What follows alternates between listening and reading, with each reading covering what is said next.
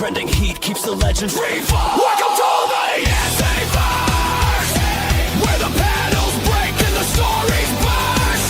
First appearance, history made. Slam it, grade it, immortal path. The IzzyVerse, canon forged in a universe curse. From golden to modern, the story survives through the bleed of the page. It stays alive.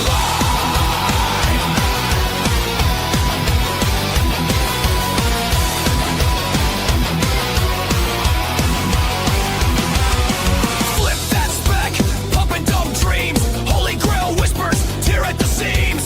Market spikes in the rumor mill's breath. Crossovers ink the line of death. Footnotes trace the collector's code. White pages pure in a mylar hold. Investment grade, sealed in a tomb, but the panels still scream, they boom. Back issue fire, collector's sin. Every variant cover pulls you back in. Welcome to the IzzyVerse, where the panels break and the stories burst. First appearance, history made. Slam it, grade it, immortal path. IzzyVerse, canon forged in a universe cursed. From golden to modern, the story survives through the bleed of the page. It stays alive.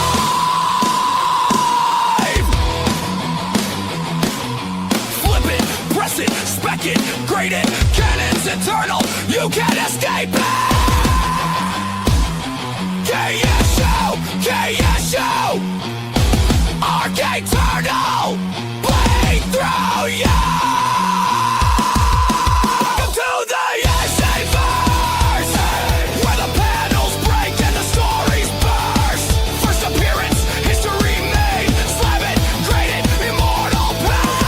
IzzyVerse, canon forged in a universe cursed. From golden to modern, the story survives through the bleed of the page. It stays alive.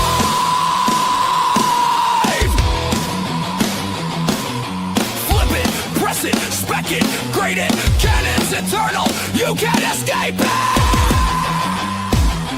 KSU, KSU, arcade eternal, bleed through you.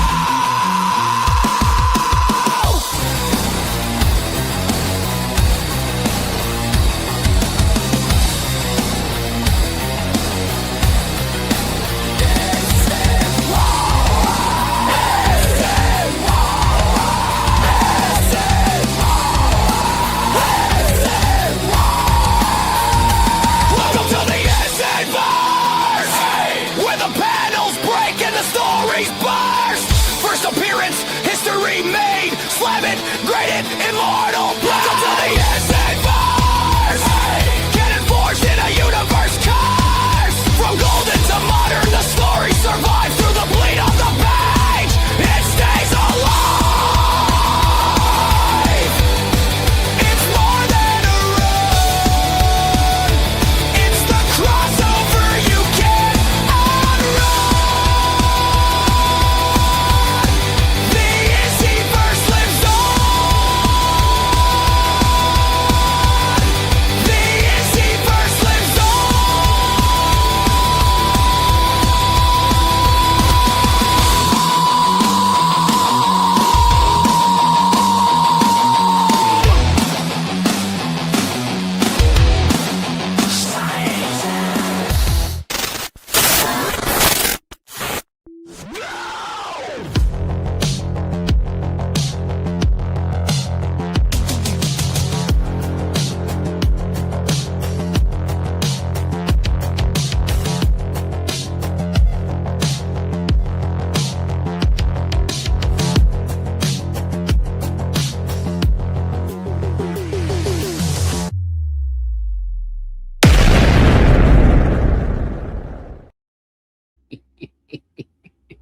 What is going on, everybody? And welcome to the IzzyVerse Top Trending Comic Book Show. It's me, Izzy, and with me, usually, is Cliff on Comics. Hello. Hello, Cliff. How you doing, my man? I'm fair. Fair. You see, Fair. he's like a comic book. Some days he's a near mint, some days he's a very fine. today he's a fair. No, So, but How no, would I that's grade? How would I fine. grade you? You're 0.5? No, if we were grading me, I'd be a 7. But you said you're fair. Right, I feel fair. So But you fair are is fair is but not you- part but of the you're- modern but grading you're- scale. The but modern you- grading scale is fines and very fines. So emotionally, I am fair, but in a graded quality, I am very fine. Oh, it works that way. Yes. Oh God, it seems Dr. Von subjective. Who, I love you, baby. What's up, Dr. Von Hood? You got Daniel Carpenter also in the house. What's going on? He's here early for the song, man. Everybody loves the song. You gotta love the song. And hello from Nuevo Mexico. Las Cruces is in the house. So, dude, it is a very, very busy week for me. I have been with the heroes con of it all, I can only imagine. so I did the commissions. All my commissions are done. Ooh, Right? look at you. So the commissions are done. However, there is going to be a raffle. We're doing a raffle. And we'll probably do a daily raffle. So, Friday and Saturday, there'll be a raffle. So, with that being said, I do have to do that piece. The piece is going to be the Skeletor versus Mumra, which I started on Friday, I believe. I started on Friday, so I haven't really touched it. I've been so busy doing other things and getting ready that I couldn't even shave. So it's like Mumra's gonna be firing his lightning. So it's gonna be like it's definitely a wraparound. So you have one, and it's on DC Boss Battle. So I don't have a Masters of the Universe. I do have Thundercat blanks, but it doesn't matter anymore. So we're gonna be doing the raffles for that. We'll do the raffle for another piece and things like that. But I want to show you what I got today. And is it this one? These are our icons, as you could see. So we have 4. And of course, the middle one is a significant book of significant stature, I will say. And of course, always the bigger book is the one that everybody wants to get. So take a look at the icons. Tell me what you think so far. All right. So I highly suspect something to do with Iron Man in red. In Okay. blue looks like a jester. So that could be all sorts of things. Maybe Harley Quinn, maybe the Joker. Mhm. The green, I can't tell what's going on there, but it feels a little bit Space Ghostish. Okay. And yellow is definitely Supergirl. You definitely Supergirl. Definitely Supergirl. Uh, Like you got one of them Supergirl movie variants or some BS that you're gonna whip out. I know. have to whip out the I know blue. So real James Willie is starting to say the blue is absolute Joker. So for Probably, those of you who don't know what we do here is that for every super chat, you get to pick one of the 4 icons. So we have 4 icons, and with the 4 icons, you pick the one that you want. And once we have a super chat in, then we open it up and we're gonna add that to the monthly giveaway box, which you will also be part of. So it's for any channel member. So any channel member is part of it. So if you are a channel member, you're automatically into the giveaway box. If you're not a channel member and you leave a super chat, what you'll do is you'll be included for the monthly prize. And for every super chat, you get another slot. So we do that at the end of the month, at the beginning of the month. It's all depending on how I feel that day. Let's go ahead and showcase what we already have on the box. So in the box already has these specific items. We got a Spawn #1, first appearance of Angela. We have the very first Dark Horse comics with Dark Horse Comics present Black Cross. So this, with what's going on is very topical. You got Kingdom Come #1. It's also included in this pack, which is a pretty cool thing. First appearance of Elemental from girl. Yeah. The final book that we have currently is Supergirl, Woman of Tomorrow, the deluxe edition, which has already been included. And Cliff, I see we already have our first super chat from Rattlesnake. Rattlesnakes. What is it, guys? You got to tell me which icon you want. He said 1. He said 1? He wrote 1 in the chat. Well, which one? I don't know what he means. Purple. Nice as purple. Okay, gotcha. So purple. Okay, so he's going with the purple one, which I think it's blue. rather than purple. And so that has to be the Jester, right? Yes. So, with that being said, let's go and reveal what it is. It is Detective Comics 504. This is believe it or not, this is a minor key for a character. It is a first appearance of a character, but it's not like a major thing. But it's just a cool book. It's a cool Batman book. Joker as a samurai. Jack in the Box samurai Joker while the real Joker watches. Exactly. There's a Commissioner Gordon story too. So that's been added to the box. We still have the other icons there. Yeah, now that is wild, right? So we do Comics 504. Yeah. Mm-hmm. All right. What does it even mean? It is what it is. It's a nice, what is it, 80s comic, I want to say? Early 80s? Something like that. I love those comics. So we got one down. We have 3 to go. So we now have the whatever is in that green icon. You said Space Ghost. The red icon. You said Iron Man for the red one. All right, and you are absolutely certain that the yellow is Supergirl. Yes, absolutely certain. All right. Let's talk news because we do this show. We always talk about the news and what's going on in the news. So let's get on with today's headlines.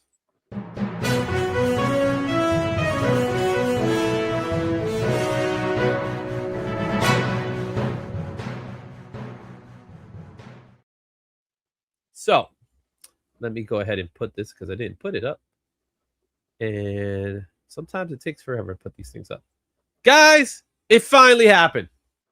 It finally happened. CGC is now releasing a custom Absolute Batman label. Go ahead. Say it.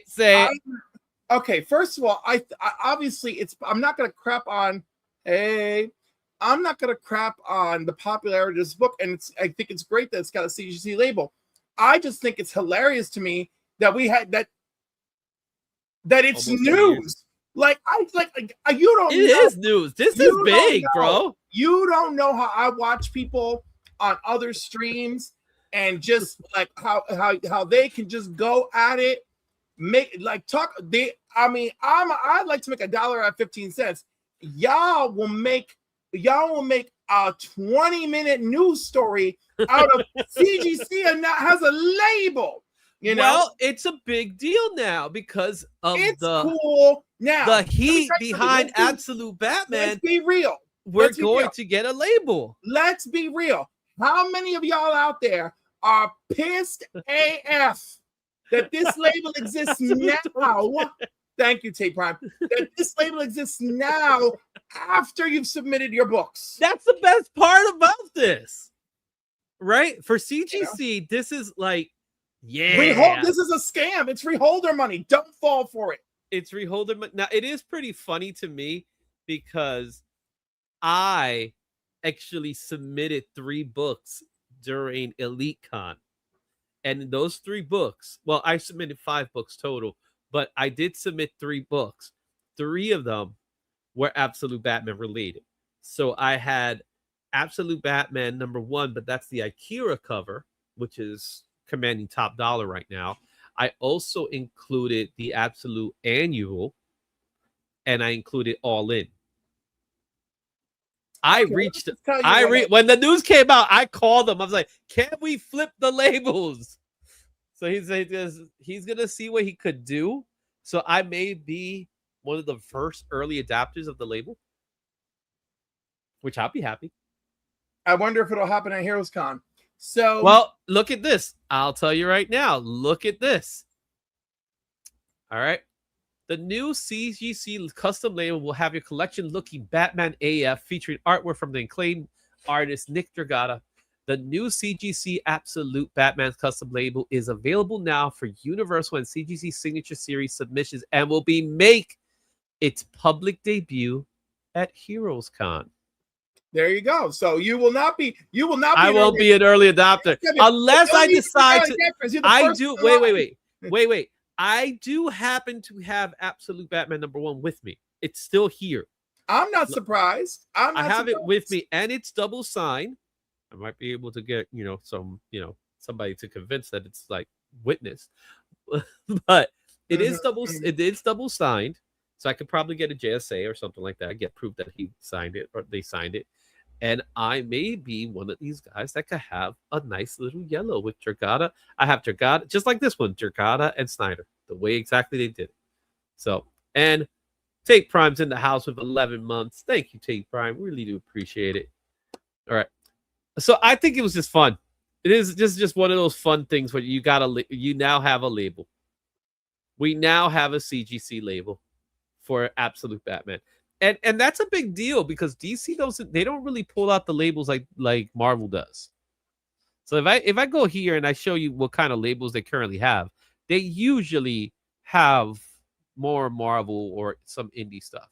But we got Daniel Carpenter with the $5 super chat and Tate Prime with the $2. So Daniel, you get to tell me what icon you want. And so we have to pull this back up here. And let's go show it. I hate the fact that I have to stop the screen to show the screen. I hate this. This wasn't the case before, was it? That you have to stop it to show it, like you couldn't just switch it. Well, if you're doing it tabs, you could switch between tabs. Yeah, tabs, but not like right. This. You're not. No, you can't. You can never do that. Yeah. All right. So Daniel is going with the red icon. You said Iron Man, right? Yes. Okay. And it is Iron Man with Iron Man #1. The Declan Shavely armor foil variant, baby. Ooh, look at that. You got a shiny. Look at that shiny book. So we got to add that shiny book into the pile. Meanwhile, Tate Prime with the 2. I won't get fooled again. Tate Prime, what are you going for? So being that we have that one set up, we already did the Jester. We did the Iron Man. Now we have the green and the yellow. So, Tate Prime, you get to pick which one is it, the green or the yellow? Joker, come on. Tate just jumped in. We did the Joker one already. So that was the Detective Comics. You were a little late to the party with that one, but we still got 2 more books. Actually, we got 3 more books. I always forget that last one. The last one is the biggest one of the pile. Okay, green. So green it is, and we are going with Comics the Magazine, issue #4. It's a comic. It's just a comic. No, but this is not the standard cover. This is a 1 in 25 or something. Is it not? No, it's not a 1 in 25. It's a what? It's a standard. It's a cover B. Okay, I was unaware. I did know that it was not like normal, but I was unaware. Yeah, so this is actually cover B. Cover A, I don't remember what was in the cover of cover A. Supergirl front and center with Lobo in the back. Okay. Yes, I have that one too, but I'm keeping that one. And you're going, so you decide to go with the last logo. Yes. And you call it in honor of Supergirl. I'm sorry to disappoint you. I will be disappointed. Let's see. But it's not Supergirl. There's a little cape happening. Yes, but if you notice, the cape is on one side. Because I thought the wind was blowing. No, it's Mantra Oh my god! Oh my god! With the coupon. But you can't do Okay, anything I with the love coupon. that it has the coupon. I love that it's Dot's hand. This is one of the most effed up it's not books It ever. really is. Where this sorcerer ends up in a woman's body and like has to play even and then like what does she do? She gets rid of the kid. She's like lets the kid live with her dad or whatever. It is an early Malibu book for Ultraverse. This is when they were doing the Ultraversos. They were being funded by, obviously Image was part of it. So they were funding Image, but they decided to do Malibu Comics. They decided to do what's called an Ultraverse series, which is the reason why the character is called Mantra is exactly that. It is a man who transforms when he becomes a superhero. He turns into this Mantra character who's a woman, which I think is just hilarious. Now looking back at it, it is hilarious. Now, do you think this character can ever make a comeback? She is owned by Marvel. Right, but she's also still partially owned by the original publisher, and they will not pay him a dime. So we're not going to see it. So at least not until the guy's dead. And even so, the family has to do something about it. So there you go. Yeah. So you were thinking it was Adam Eve. Yeah. Now I wanted to throw it out to you guys. Montrose was one of those companies. So now we're down to our final one. It is right here. I got it right here, ready to be shown. Cliff, I think you'll like this one. And can I share something about the book specifically? That's good. Not going to reveal what the book is, but I will tell you this much. It is signed by the artist and the writer. Signed by the artist and the writer. And it is a very popular cover. It is a cover that has been homaged plenty of times. In fact, this Spider-Man is 300 or Absolute Batman #1, because let me tell you, they're almost neck and neck right now. Well, it's not. It's neither of them. I'll tell you that much. What I will tell you is that the image itself is an homage of the previous homage, but done by the same artist. I'll leave it at that.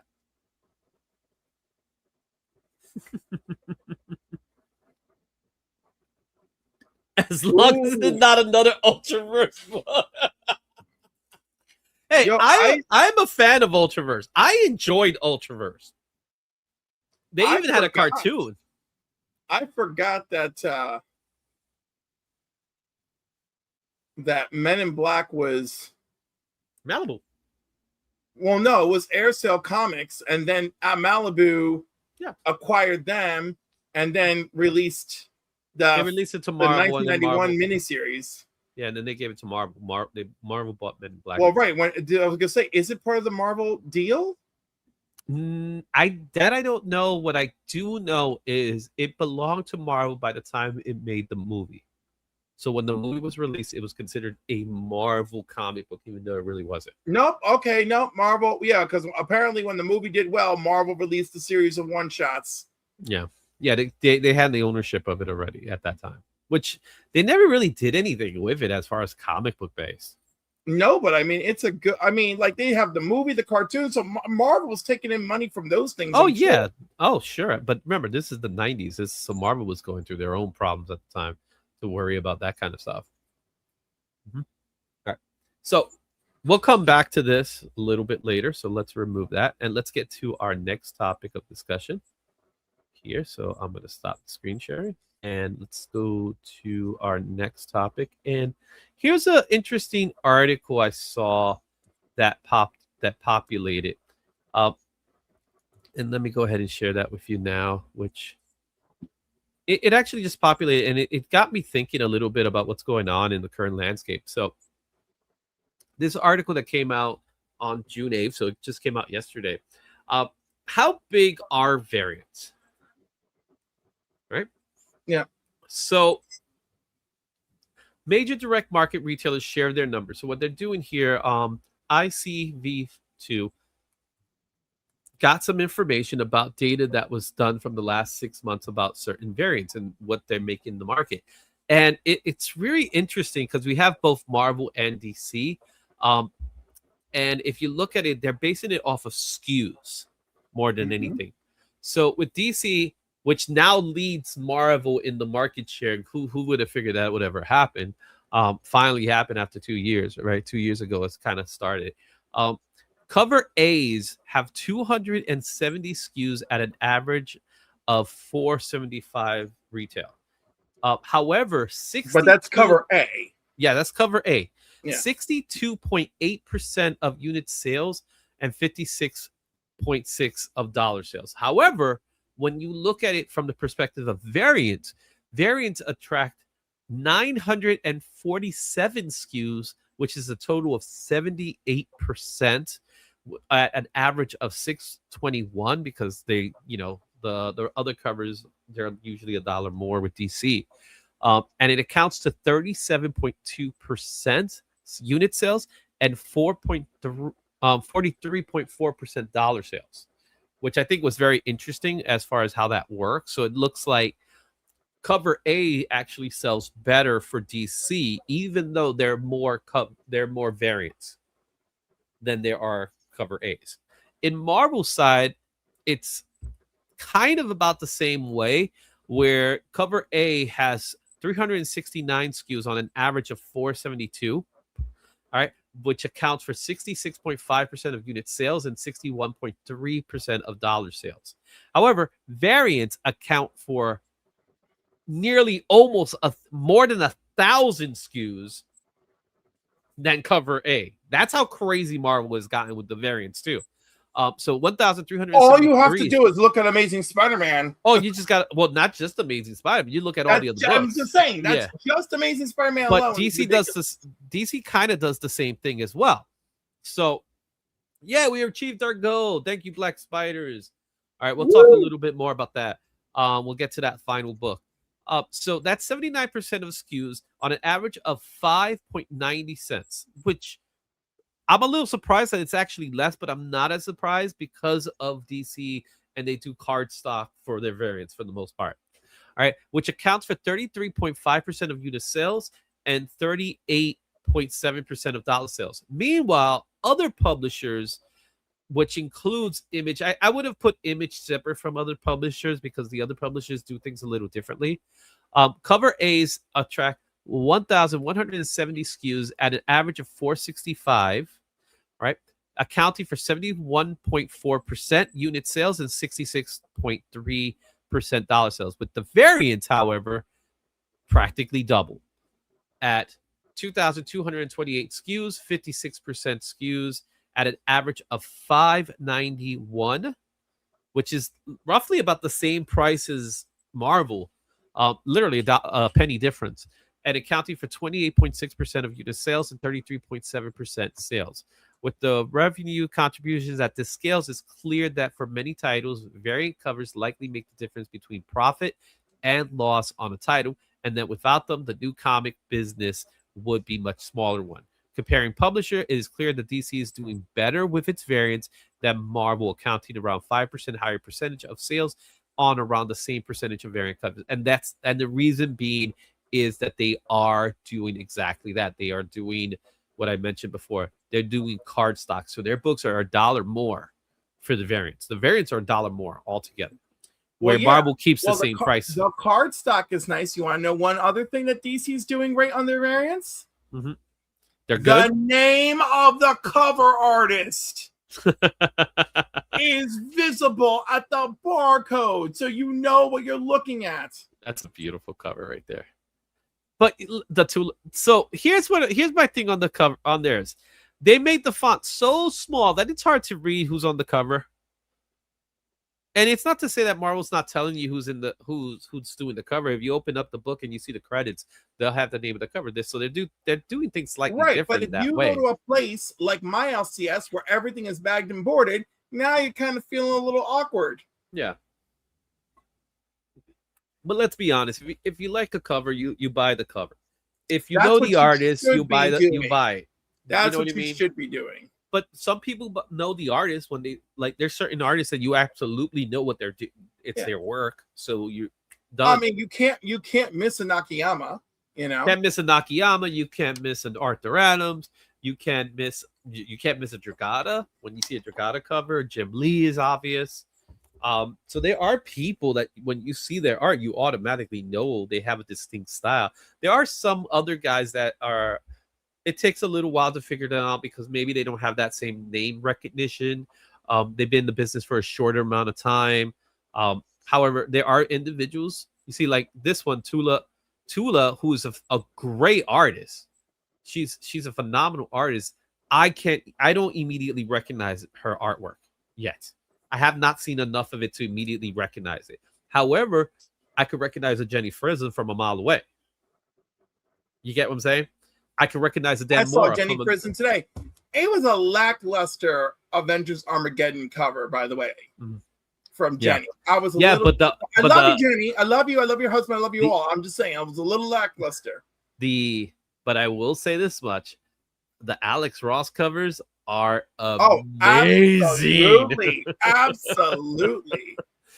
Oh my goodness, the Phoenix one by itself is gorgeous. That is The Thor immediately on my one, pull list. gorgeous. The Avengers one, that's going to be a Yeah, what do you call it? It's a wraparound. They're- Oh, it's right, connecting. no, It's They're going connecting. to be connecting. Beautiful. Yeah. Mhm.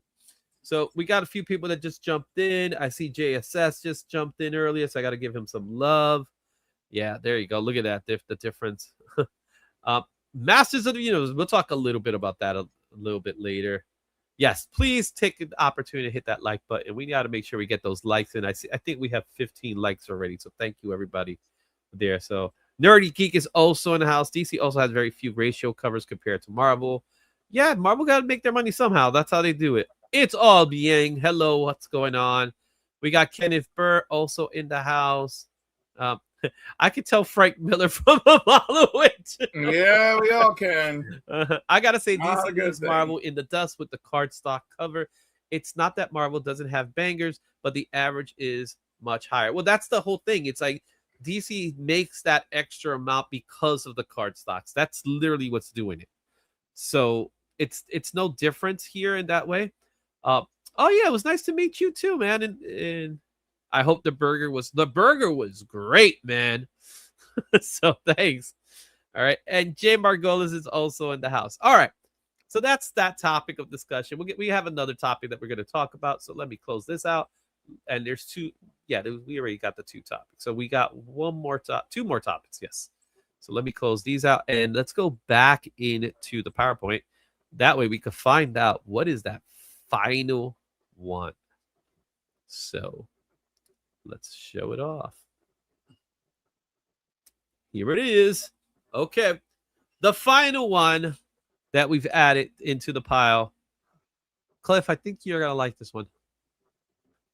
You want to take a wild guess? All right. Double signed? It's double signed. It is an homage. It is the second homage. I'll give you that much. It's the second homage. And the homage is done by the same artist. So I'm saying Amazing Spider-Man 301. It's not that one. I'm going to say Spawn. Good guess for both of them. Like Amazing Spider-Man 301 is a really good look because it's McFarlane homaging himself the very next issue. Yes. So it's very similar to that. It's not a one-for-one homage, though. Is it Liefeld and McFarlane doing a Youngblood homage to New Mutants? Yes, they are. Oh! Yes, but that's not it. Because this is a double sign book from back in the day. And are you ready to see it? Honey, I've been ready. I'm like I went from wet to dry in all this time. Look, you even maximized my image. Yes. It is a signed Superman 204 by Jim Lee and Brian Azzarello. Oh my gosh. I realized today I have 4 of these books. So are they all signed? I have one that's graded, unsigned, but the other one's also signed. But the one I have is a silver signature. So he marked it with silver. And I have to send that to CGC because I do have the Batman one signed as well. But I'm one of those guys, man. I only need one copy. So here you guys go. This one's for you. So we completed today's pile. Thank you so much. Thank you everybody for the super chats. We definitely appreciate the super chats because they go a long way to pay for the services of StreamYard that I cannot stand. What did I tell you? What did I tell you? I hate StreamYard. I'm still against it. Are you paying monthly or did you get the freaking deal? Oh, I have to pay monthly, man. That's too high right now. I don't got that kind of money. Again, I have warned you. So everyone, thank you for supporting his monthly plan until we get to Black Friday and then we fix this mess. All right. So this news came out. It actually is news today as well. So this was really interesting. So I don't, since Supergirl's on the topic of discussion, let's talk a little bit about Supergirl here. So DC Comics removes a Blasketh Evilly Supergirl print after Star Wars claim. So this is the separated at birth special. DC Comics removed the print after there was a Star Wars inspiration. So if you look at this image here, this is the image in question. There is a character that is a Star Wars ripoff. Can you tell me which one is it? Hold on now, I gotta zoom in. I think it's Squid Face guy. But let me this guy right here with the like. No, looks like he has... I actually no, the guy that looks like it's a beard on in the back left. This back one? back right. Yeah, that guy. Back right. Okay. What about you guys in the chat? What do you think? Is the cat person all the way in the back of the right? It's Is it the dude in the white robe? Everybody looks like a freaking Star Wars character. Everybody except for Super. And you know what's even worse? The one that looks like they're sitting at a coffee vending machine, whatever. That one looks like a Star Trek character. It is terrible. Yep. So the character in question is this one. I had that feeling. Lego Soger from this person was found in The Last Jedi. Now, here's the funny thing. This character does make an appearance in Supergirl. Oh, that's gonna be unfortunate. Here's the imagery of Jason Momoa with the character, but I think in the movie the character looks slightly different. So yeah, it is Lexo. So they removed it from the print. Now my question is has the print been released? I feel like that would have gone along with the story, right? You know. So separated at birth, Superman Star Wars special. Last week, DC was selling the Supergirl. It was selling last week was selling the Supergirl movie metal print on its online store. Okay. It was a print, so it wasn't a comic book, but it could have easily made it to a comic book. But they were selling it at $119 already, so it was already top dollar, right? It's because it's a print, and it was a metal print. But they had to remove it because of that likeness. The likeness was just too much. So the question here is, did people get, since it was sold last week, did people get this print? And now what's the price of this print? What could this print potentially be going for? It was originally $120. It's going to blow up to like $1,000, something crazy. Right? Yeah. So I thought that was interesting, to say the least. It is of interest. Yeah. I love a big. It's a nice cover too. It's a nice cover too. It's a pretty good cover. Yeah. So it's like 120 by itself is unbelievable, but it is a metal print, so that's why. Metals always go for more. So I thought that was interesting. All right. Our last news topic before we get to the main event is we have the top 50. Oh, why did it close out? We gotta do this again. Closed out.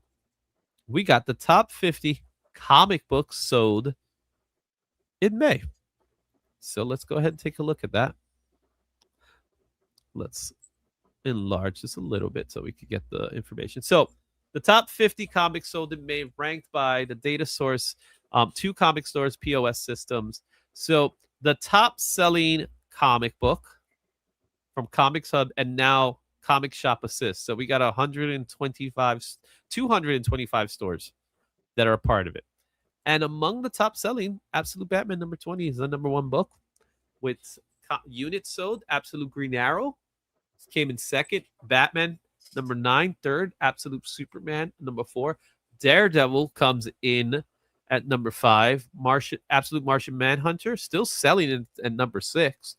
Ben 10 number 1 is at number 7. Amazing Spider-Man 28.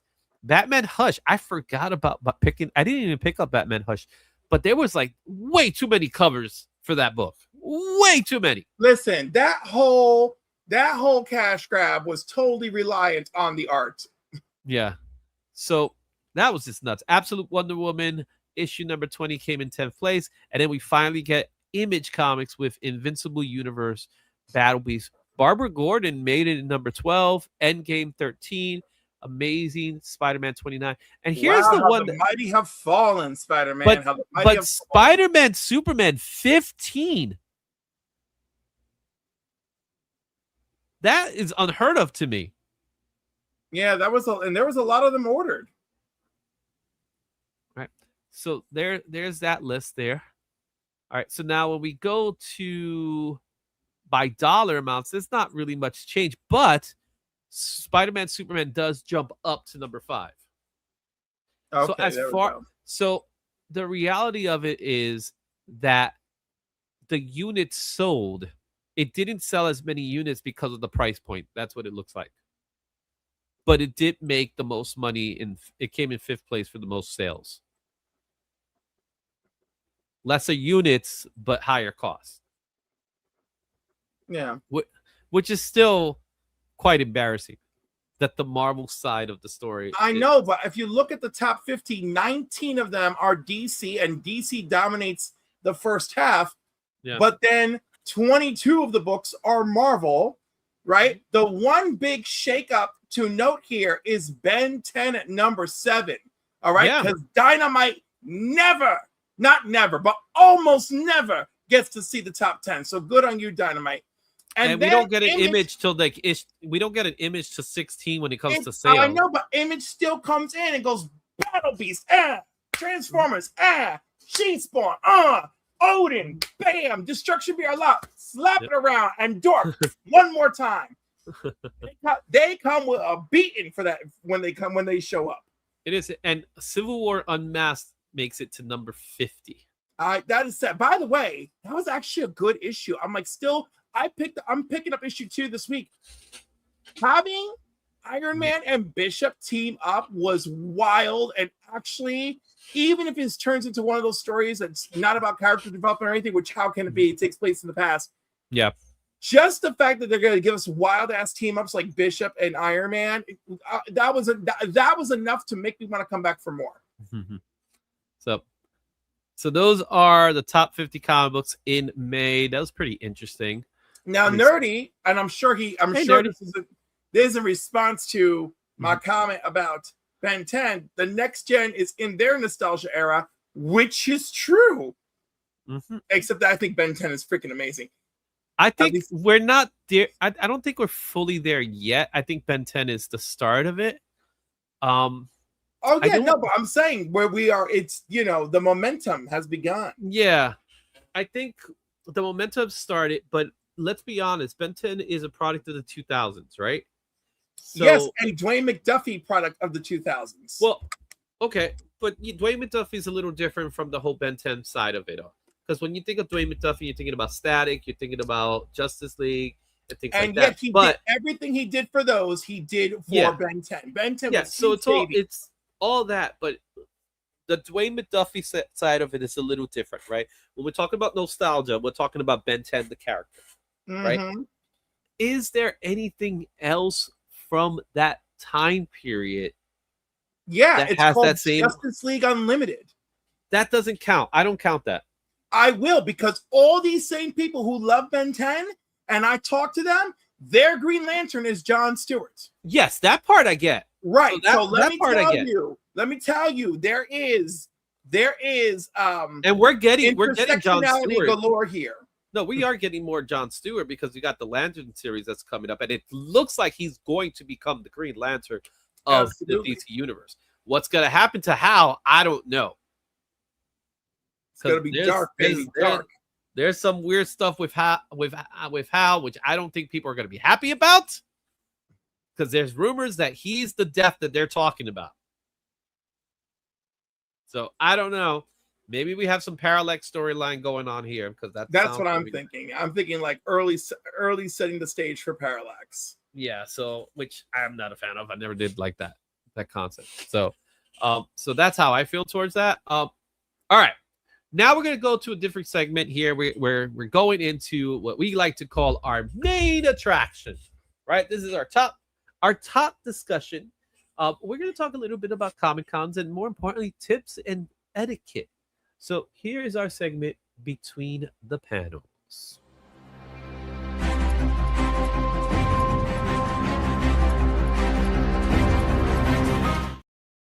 All right, let's put this up. So, for those of you who don't know, I will be heading out to Heroes Con this weekend. I'll be tabling at Heroes Con. My good friend Cliff will be unable to attend Heroes Con, so we will greatly miss him. I'll be home hosting Slabby Seconds at 2:30 Well, p.m. Eastern Standard Time. Actually, you're more of like thirds because Mike Beckerman usually is the sloppy seconds.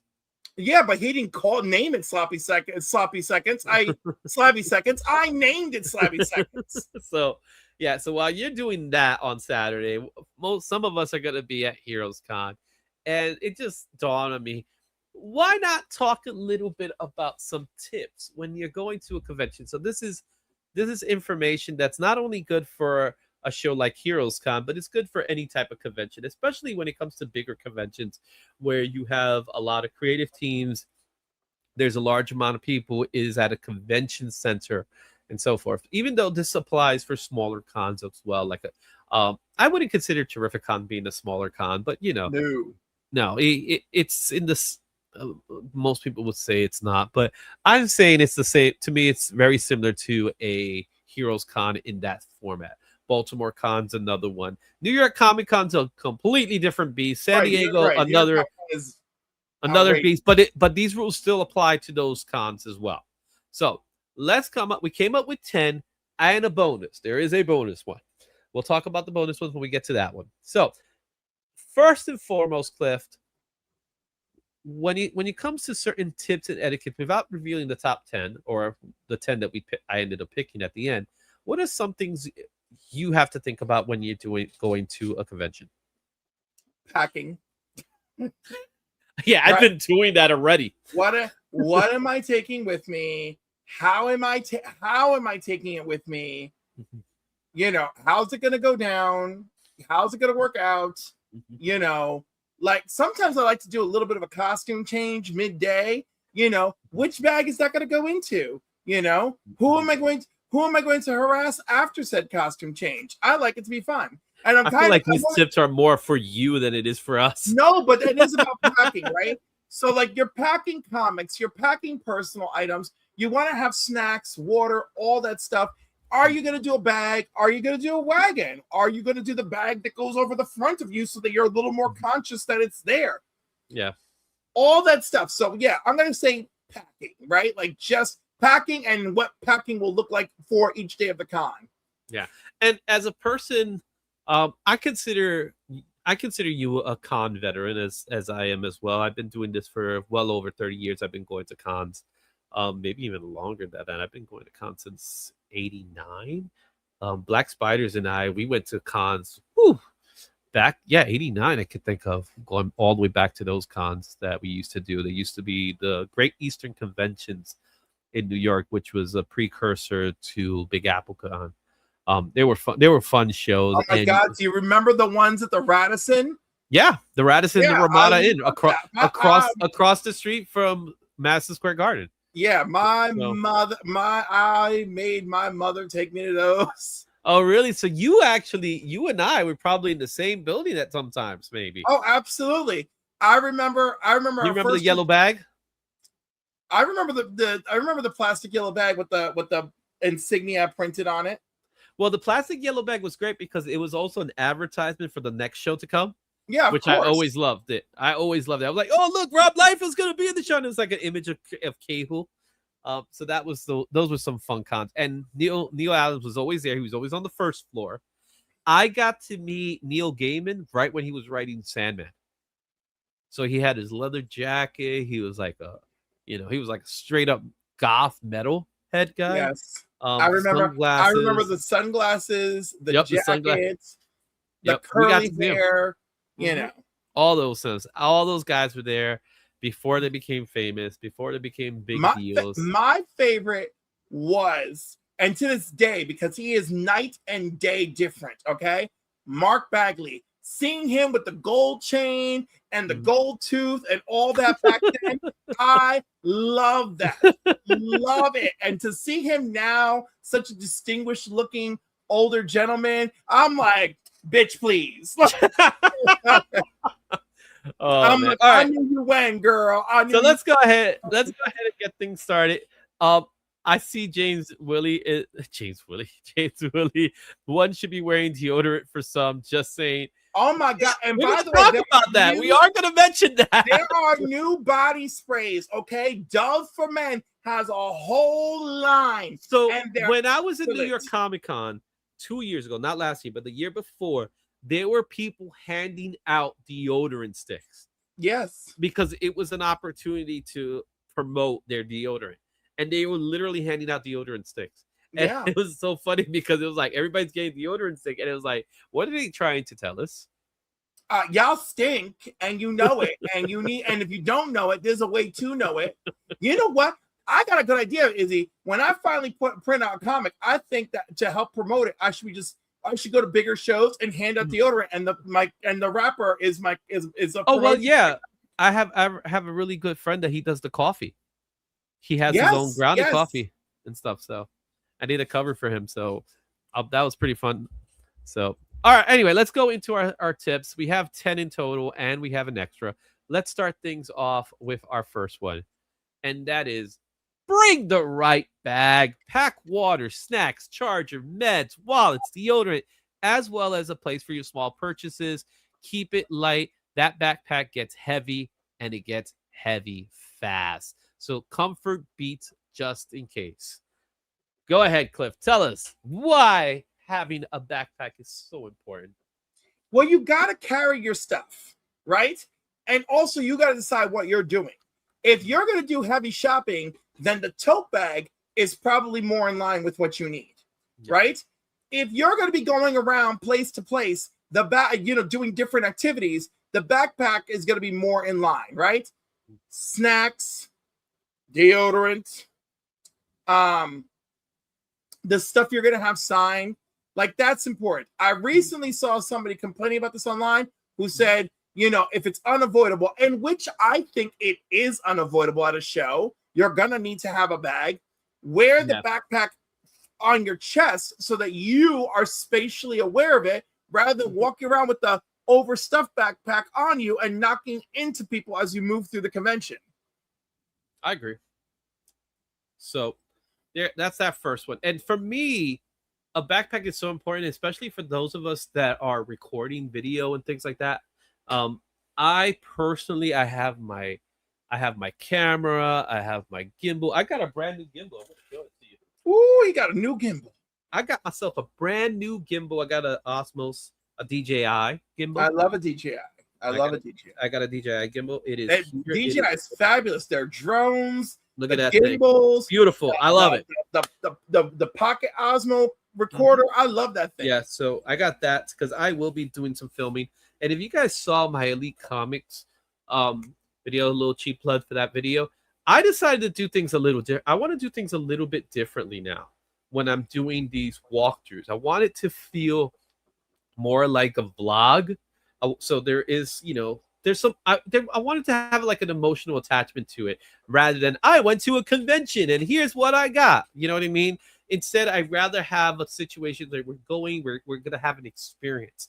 I like to bring the cinematography to it. That's how I like to film mine. And I'm definitely going to do one for Heroes. I already planted out how I'm going to do it.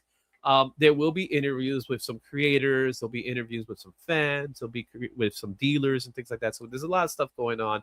That video I don't know when that video is going to go because it does take some time to do these videos, especially at the format I'm doing them. So be on the lookout for that one. But going back to the bag, I like having my bag where I have my water bottle or my drink bottle at easy access, just like this image here. That's exactly how I walk. I have a bottle there, and then I could easily just grab it from my back like that and just start drinking from it. So, have that ready, have your snacks ready, all that good stuff. All right, let's go to our next one here. And our next item is use comic safe shopping bags, but not just comic safe shopping bags. Have items that you could utilize, like bring sturdy totes, reusable bags for books, use a short box for, short style box. Gemini mailers are always good to have in certain types, or cardboard packing to prevent bends. Honestly, the magnetic thing, that thing, I prefer that. Yeah. Because even I have the Gemini mailer, you still gotta like sit there. Yeah, and, you got to do yeah. the folding part. But I personally, I have my comic shell, and you guys are if you're interested, there is a promo code for comic shell. I'm not just promoting; they do help sponsor the channel.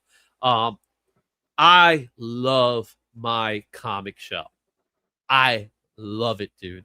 I love it so much. I have two. All right, I got one with a strap, which I carry. You've seen it, and I have one that's without the strap. So they did the strap not that long ago, so I ended up getting the strap. So I have two of them. I've given away comic shells. Ooh. Yeah, I've done that. I might do it again someday. So, really good supporters of the channel, and you guys, if you don't have a comic shell, you should get one. But at least have something, a protective box. So another thing I like to carry are these items, these babies. So this is the Midtown Comic Books one. So Midtown Comics, you can take your comics. This one's already set up. So what I do is I have my books that I plan on either getting graded or do signatures for. I have them pre-prepared already. So I do that in a spot. I have the yellow bags for signatures as well.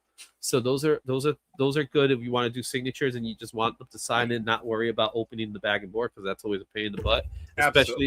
Especially if the bag and boards that you have don't have the adhesive backing and you have the tape, and then you open it up and then you get caught with the tape and then you mess up your comic book. That's something that I've experienced. That's something that many people have experienced. So be prepared for that kind of stuff. So have your stuff ready. Be ready for that. All right, moving on to our next item, and that's number 3.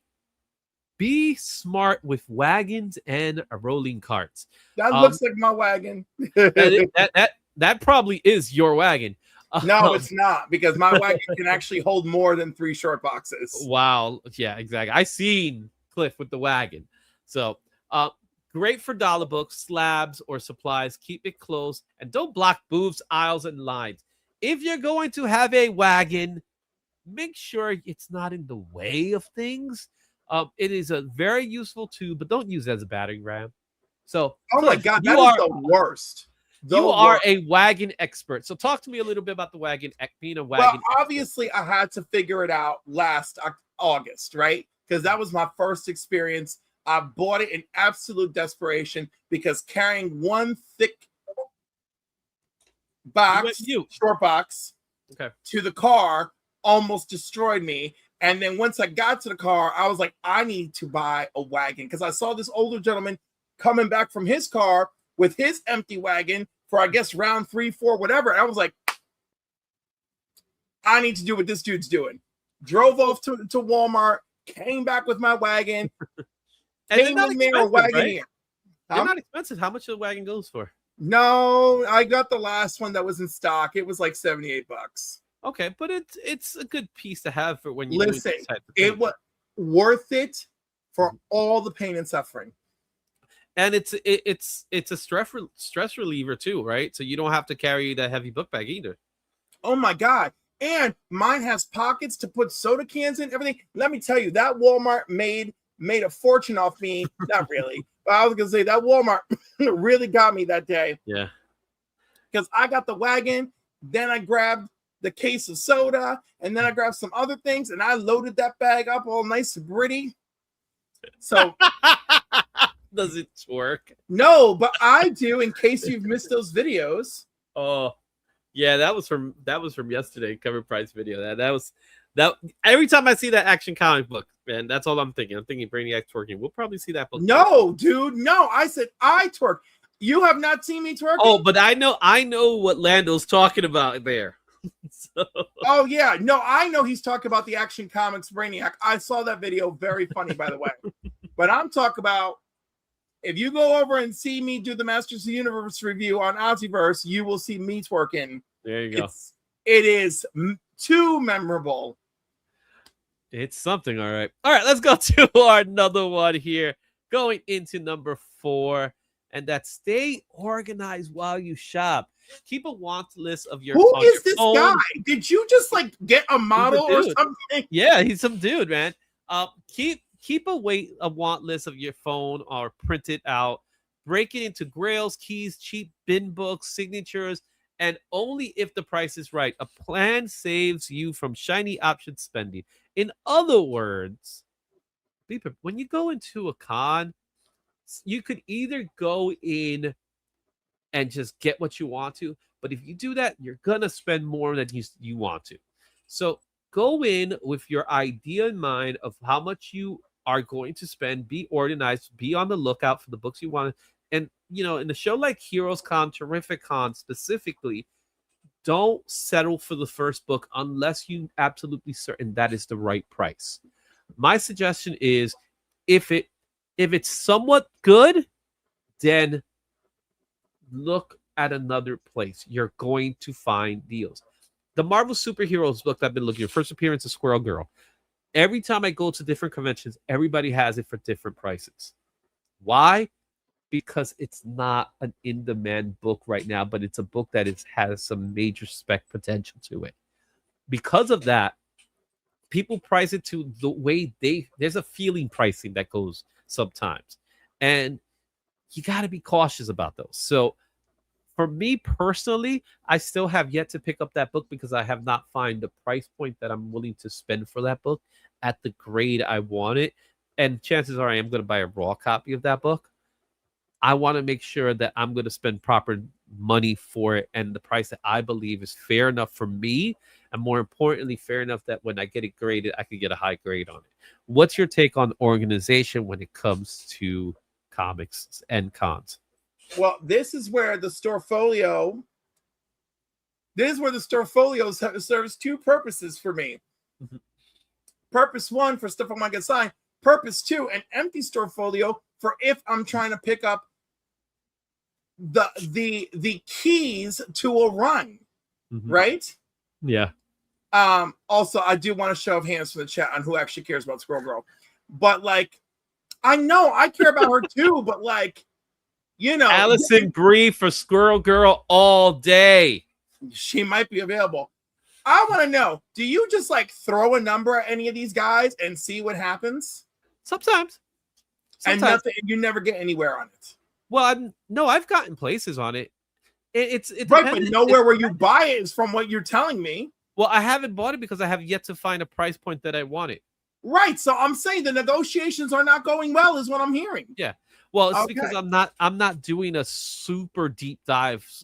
I don't go to a con. It's a book that's on my list, but it's not. It's almost like a secondary or tertiary book for me. I'm gonna say tertiary. Yeah, where I'm not on a major hunt for it, but I have yet to find a price point that I like. I'm looking for a really good copy at around $50. And what I'm finding is 70, 80. I saw someone try to do 120 once, and I'm like, dude, seriously, 120? That is not $100 book. No. Well, they do that on purpose because sometimes they want the art of negotiation. Yes. Sometimes I don't want to play that game. Sometimes I just want to get the book at a price point. Sometimes they want what they invested into it back. Yeah, exactly. So there's work to sometimes, the cost of putting it in the miler, the cost for, they might press the book. So there's work that sometimes they do and they add that to the sales price. But then there's some people that just put it in a new bag and board and that's that. And I think a new bag and board for certain books are just fine. The whole miler thing is like you're putting that extra care to it. But really, what's your return on investment? Because there is time and energy that's put into it as well. So that's not what this section's about, but that is something to talk about when it comes to these things. You know what's really sad is I'm still in that stage, that rebirth stage of collecting, whatever it is, right? But Your first love. Right. I'm reliving my first love with it, right? Where I'm really into bins, the cheap bins. So like when I see fill a box or fill this box for a 75 or 100, whatever, I see that, and I see the 50-cent bins, and I see all sorts of crazy stuff that gets me all fired up. I mean, I love it. I'm relentless. I don't go, oh wow, that's cool. None of these amazing Spider-Mans are part of the run I'm looking for. I'm like, is this 77 Spider-Man? Yes. And I was like, are these early Marvel Tales of Spidey into the box? Like, I do not question much. I am such a whore. Like, I'm like, oh, look at these tales of the new Teen Titans. Boom, boom. And those books you could get really cheap. Yeah, really cheap. They So when you're produced. filling a short box for $75, it's like, woo! See, I'm not a dollar bin diver anymore because I just don't have the space. I know, and I don't really have the space either. This is trouble for me, but I just get so excited, you know, and it's probably really an issue.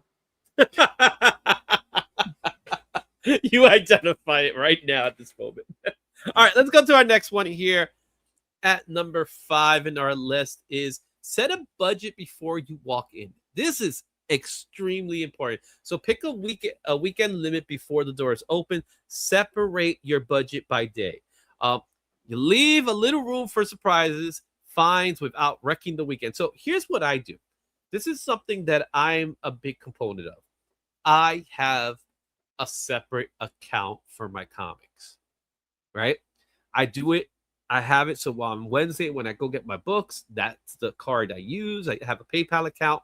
It's also where I normally utilize my commissions and things like that. So people just put money in my PayPal account because wherever I put into it is what I want to get back from it, right? So for me personally, that's how I budget myself when it comes to these things. I don't use my proper bank account for one reason or another. One, because I don't need my wife to be looking at it, but because you spend how much on a comic book now? But she knows. But the reality of it is, for me, is I could be the type of person sometimes where I see the deal that I'm like, oh, I can't pass up on that deal, and I end up spending more than what I should have. So if I set myself at, okay, I'm going to spend $200 on this comic, right? That's where I'm going to go. But then I find this deal on this book, I can't pass it up, right? And then I end up spending $300. I've had that happen to me, where I ended up spending way more than I'm supposed to. And then now I have to rebudget myself with my regular money in order to prepare myself. And I do go to a lot of cons. So when I go to cons, I'm actually setting my budget even lower now. But I'm also at that price point where I'm like, $100 is my number. If I go $120, okay, not too bad. But I got to make myself tied to that 100. And I think most people can't do that. It becomes very challenging for a lot of people. So sometimes the best approach for me does work. Take out cash and then have cash on hand. And then when that cash is over, you're done. That one's a good one. And I'm so wrong for this, but so, and again, self-control, your definition of self-control. I feel rattlesnake, especially this Wednesday. Yeah, by the way, Hyper Black Knight David, he said yes it is. When he said yes it is, he meant my problem with dollar bin diving. Because he has witnessed this room. And Rattlesnake cares about Squirrel Girl. So does Jim. All right, so we got a few hands. No, Jim was waving to us, not saying he's down for Squirrel Girl. No, I say it's down. I'm gonna accept it. I'm accepting it. I'm not. I'm accepting it. All right, continue. But also having cash also usually can get you a better deal. Yeah. You know, because you don't have to worry about weird transaction fees and all that other nonsense when you're sitting there deciding, do you take PayPal? Do you take Venmo? You know, blah, blah, blah, blah, blah. Do you take Apple Pay? All that stuff. So sometimes cash is just a good answer. I'm starting to see more and more. I think that's going to be one of the next subject matters we're going to talk about in a second. But let's talk a little bit more about budget. Let's talk about more about the budget. Well, no, as far as the budget, you're right. Taking cash with you is good. But if you have a certain wish list, there's going to be an issue, right?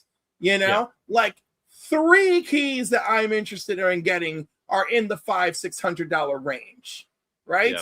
So, and I am also trying to figure out what I want to do first. Okay, there are artists there who I want commissions from.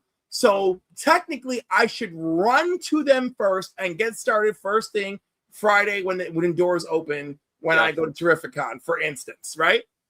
But then, should I not try to do an early hard sweep to see if any of those key books I want are there, and just try to get the deal right off the bat. Yeah.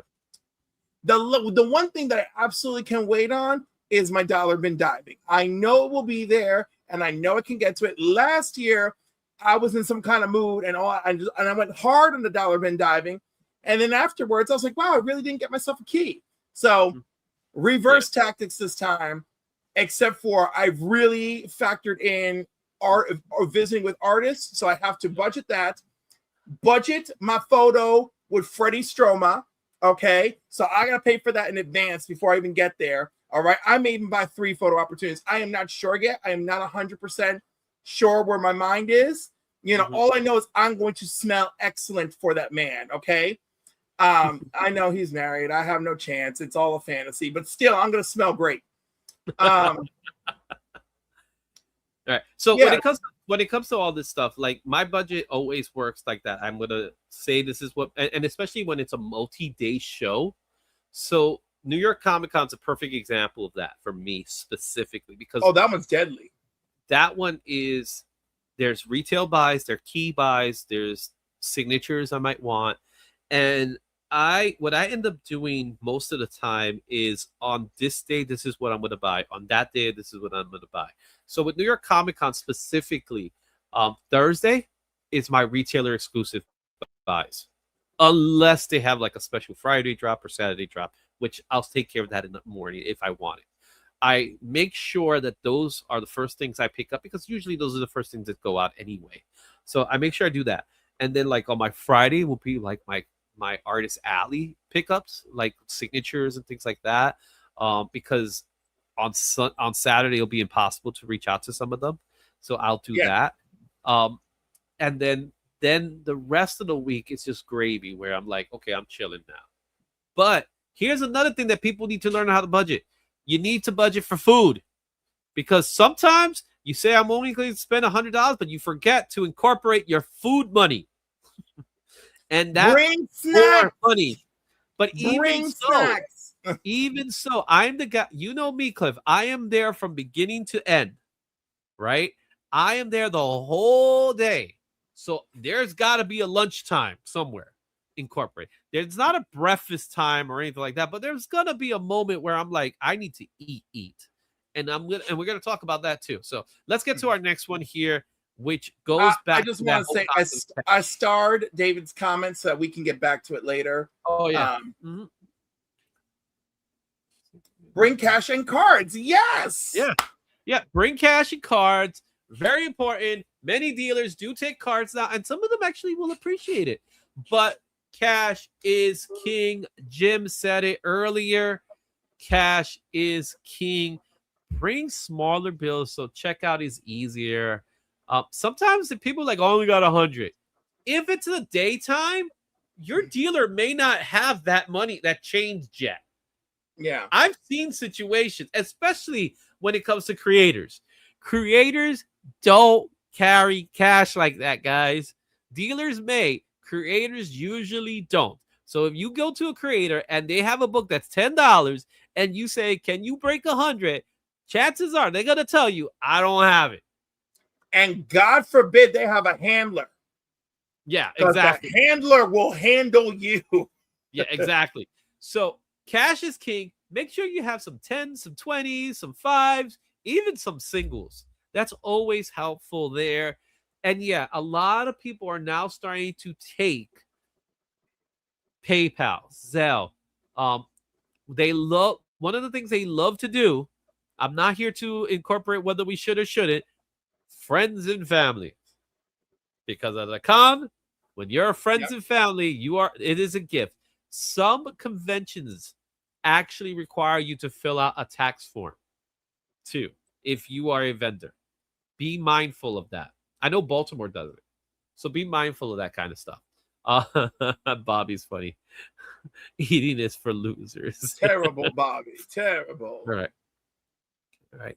It is easier for me to do budget for New York Comic Con because the giveaways and free stuff every day. Well, that's another thing about that. Now that you brought it up, I'm a panel guy on Saturday. I do the panels all day Saturday in New York Comic Con because one, I know they're doing the giveaways there. 2, the best panels are Saturday. Sometimes there's good panels on Fridays as well, New York Comic Con. I don't do panels on Sundays. I don't do panels on Thursdays. Unless there's something I definitely want. Although on occasion there has been a giveaway on a Thursday panel. Oh no, they exist. Yeah, I went exists. so 3 years ago now, I think it was 3 years ago, Spawn, Todd McFarlane did not make it to New York Comic Con because I think he was a wedding he was attending, one of his child's wedding. And he didn't attend New York Comic Con, but what he did was at his panel where they were going to make the announcements of certain things that are coming out, which, dare I say, some things still haven't come out. Spawn 77.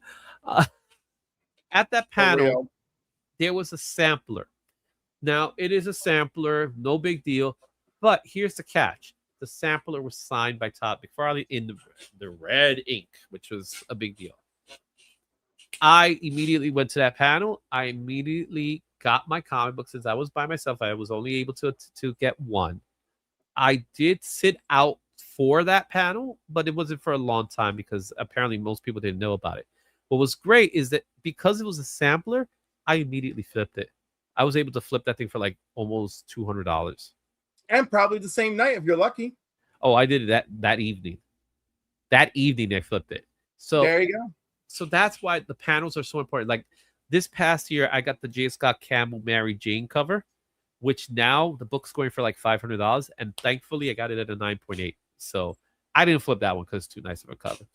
But going back to this topic about having your money ready, make sure you be prepared. Make sure if you're going to have a credit card, make sure you know what's in that card, because that is important. Hey, Garth just jumped in. How you doing? Hey, girl. What's up? All right, let's go to our next one, which is stay hydrated, eat, and take breaks. That's right. Sorry, Bobby. I don't believe that. Exhaustion is real. And you have to stay hydrated. I make sure I either carry a bottle of water. I'm a big Bai drinker, so I like drinking Bai. I'm with you on the snacks. I like having snacks. I usually buy snacks in advance. If I'm going to a con where I'm driving, I'll stop by like a Wawa or 7-Eleven, and I'll just get a whole bunch of different types of snacks. Oh, listen, I hate myself for supporting Walmart, but Walmart has the best prices on them. And even worse, if I put more effort into it, go to Sam's Club before the trip and buy everything in bulk and be ready to roll. Oh yeah, you're one of those. Make sure you take breaks, man. One thing people don't do is take breaks, and then their back is killing them. They're in pain the next day. If you're doing a multi-day con like most of us do, be cautious because it will get to you. And if you need to, get one of those little benches. I have one of those benches. They're awesome.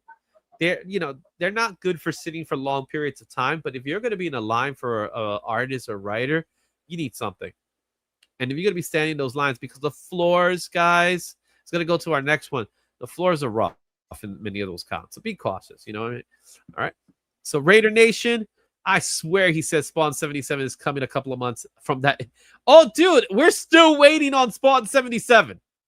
And Mark Spears is supposed to be doing the art on that. Interior art.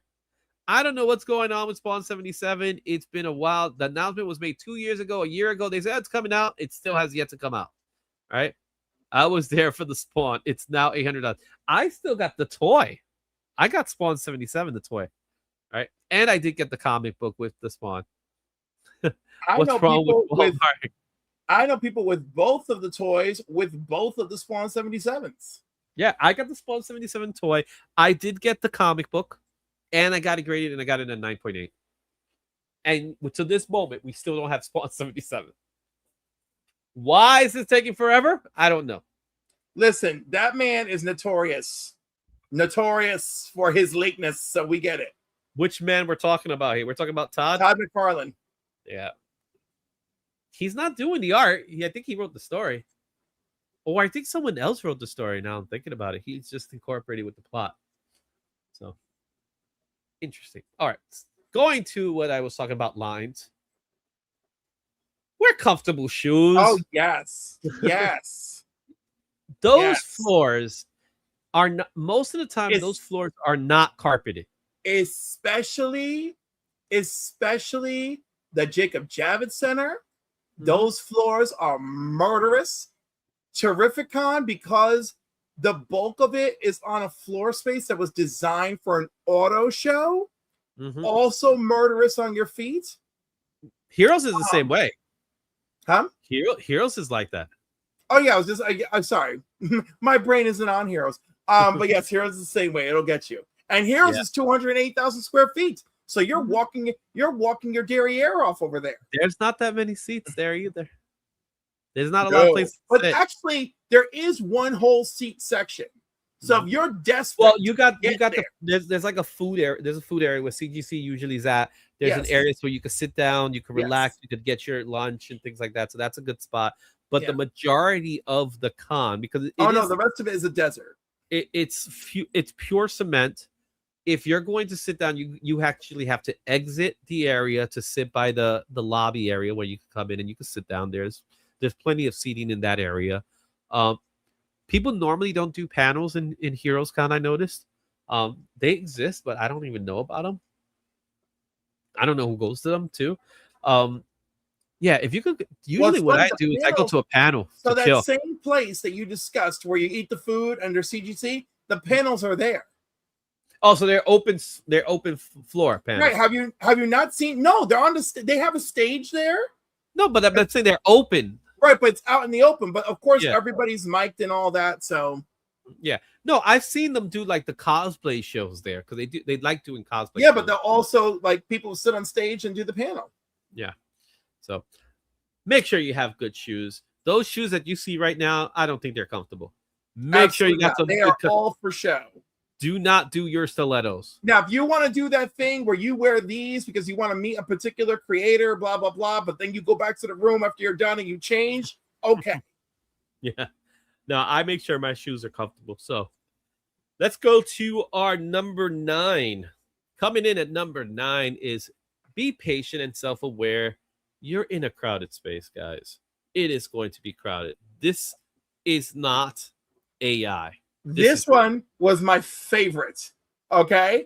This was my favorite contribution to the list because not only did I unintentionally get in people's way, but of course, as soon as I was aware of it, I would. That's why I mentioned the carts, keep them to particular corners, stuff like that.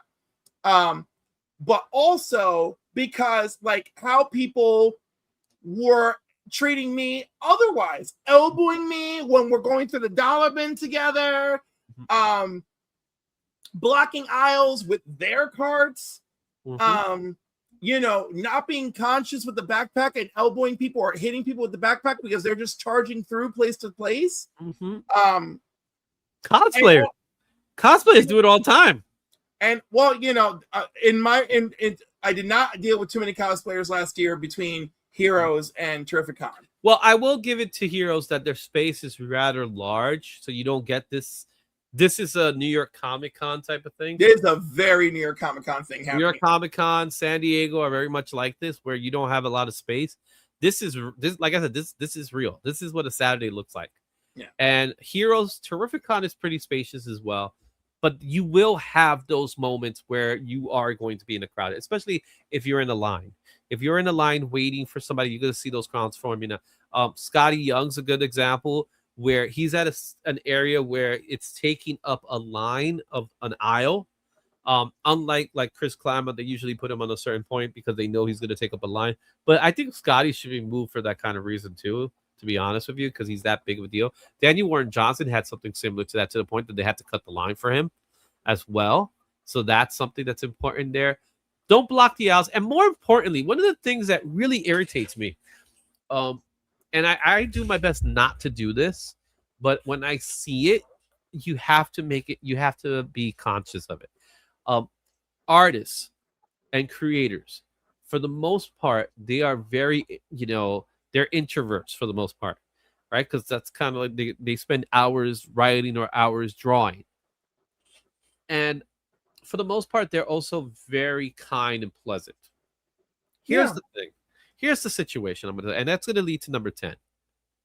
Be conscious of the space you're in when it comes to them, and do not bother them when they go to the bathroom. Oh my God. Be respectful. One of the things that really, really ticks me off is when I see someone going to a bathroom. Now, I am not that person. People don't come up to me in the bathroom and things like that. I see someone go to the bathroom. I see a creator go to the bathroom. They're going to the bathroom. Please do not engage in things you might want from them. If you're going to, if you're going to just have, conversation, and for the sake of conversation, that's one thing. But I'm talking about, oh, can you tell me about what's your thoughts? Like, dude, let him take a piss. You know what I'm saying? For real. And then when you're in a table, here's the other part. When you're at a table, they need to make sales. So when you are having a conversation in front of the table that has nothing to do with their work, move out of the way. Chances are they're not going to tell you this, right? If you're having a conversation with them, it's one thing. Yeah. But if you're having a conversation with another person and you're literally standing in front of their table, blocking their merchandise, you're preventing them from having sales. Yeah. And the same thing with the dealers. If whatever you're doing, oh my God, when people put their bag on top of the comics, I want to or the drink or something like that. I feel like the drink is universally known to be bad, but you'll still get that person.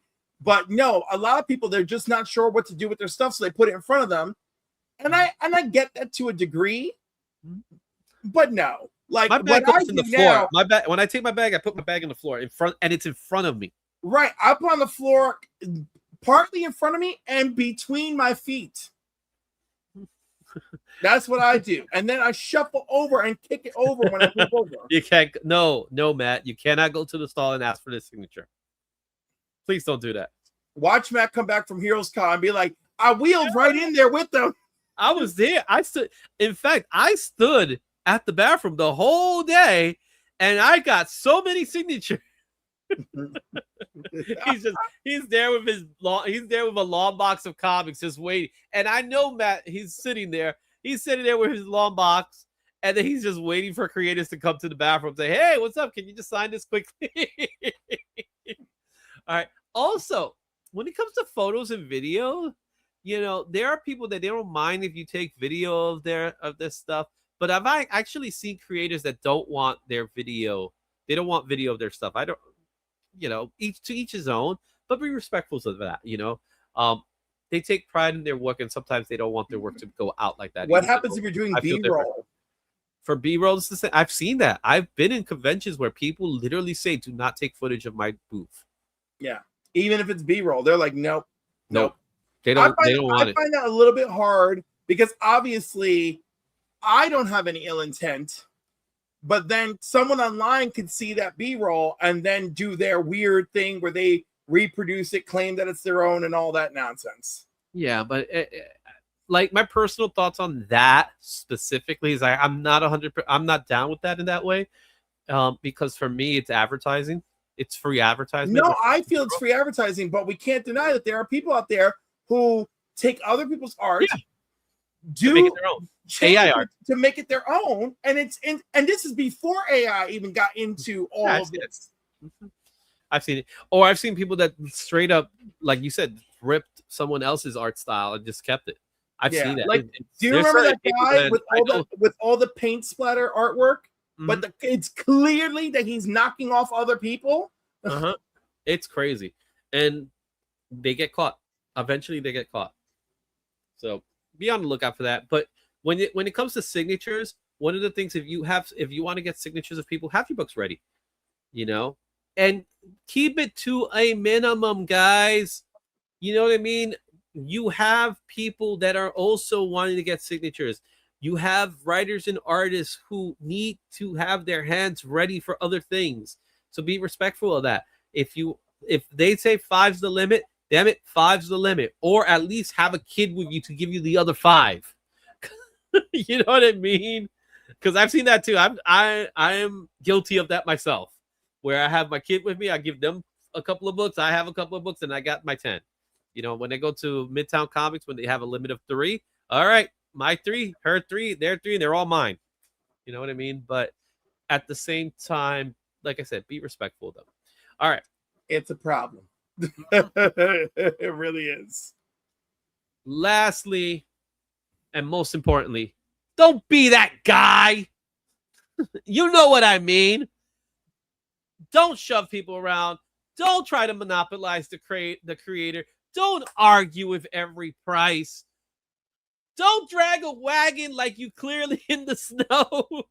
Courtesy is for everybody. Look at this guy. He's going up to a creator and he's like, yo, I got this box of comic books. Can you sign them all for me? You know what Right. I mean? And I don't understand why people show up with that. And to this day, they show up with this sense of entitlement. It doesn't make sense to me. Mm-hmm. Yeah. I will tell you what, artists and writers putting a price tag on signatures, that has quelled it quite a bit. Well, I have my own take on that for certain reasons. And Yes, the Rob Liefeld of it all, and I kind of agree with you. Yeah, I'm not.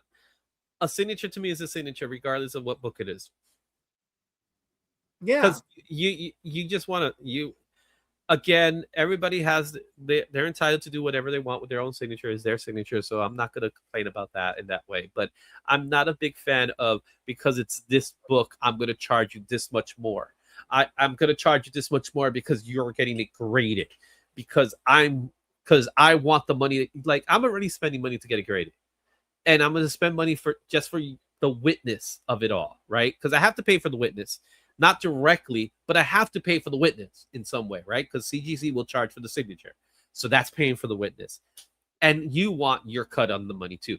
So I'm actually losing money, but I'm not investing on this book. It's not a book that I plan on selling. If I'm getting a signature, dude, I'm getting the signature because I want it, not because I want to sell it. But in all fairness, playing devil's advocate, I don't know your business or what I get you're that. doing. I get that. And but at the same time, I got paid for the work. And if you that's how I also look at it. If you come over and say, could you make that out to Izzy? That's going to be a sign to me. All right, you're legit. I'm not going to charge actually guys that charge extra for that. Who the hell is that? Name them. Oh my goodness. Someone told me about this. There was like a week ago. Someone actually did say that to me. We were talking, I think it was Lando and Travis. We were talking about it, that they charge extra for personalization, which is even beyond ridiculous. But I've seen it. I've heard it. Mm-hmm. So that needs to go. For me, it's more of, if this is how you want to handle it, you do it. Fine. I don't need your signature like that. I don't need to pay 3 times the value for your signature. I don't. Especially because I come from an era that signatures were free. Signatures were free. Sketches were free. And I have a book. Oh, let me tell you. Sketches were free, started dying year 2 of New York Comic Con. Oh yeah, you know, but that was because of the eBay. That's all because of CGC. Yeah. All that's all related. Yeah. Black Spiders knows what I'm talking about. I want it too. So, yeah, it's not easy because everybody is out for everybody, and I get it. Creators want to get a cut of something, but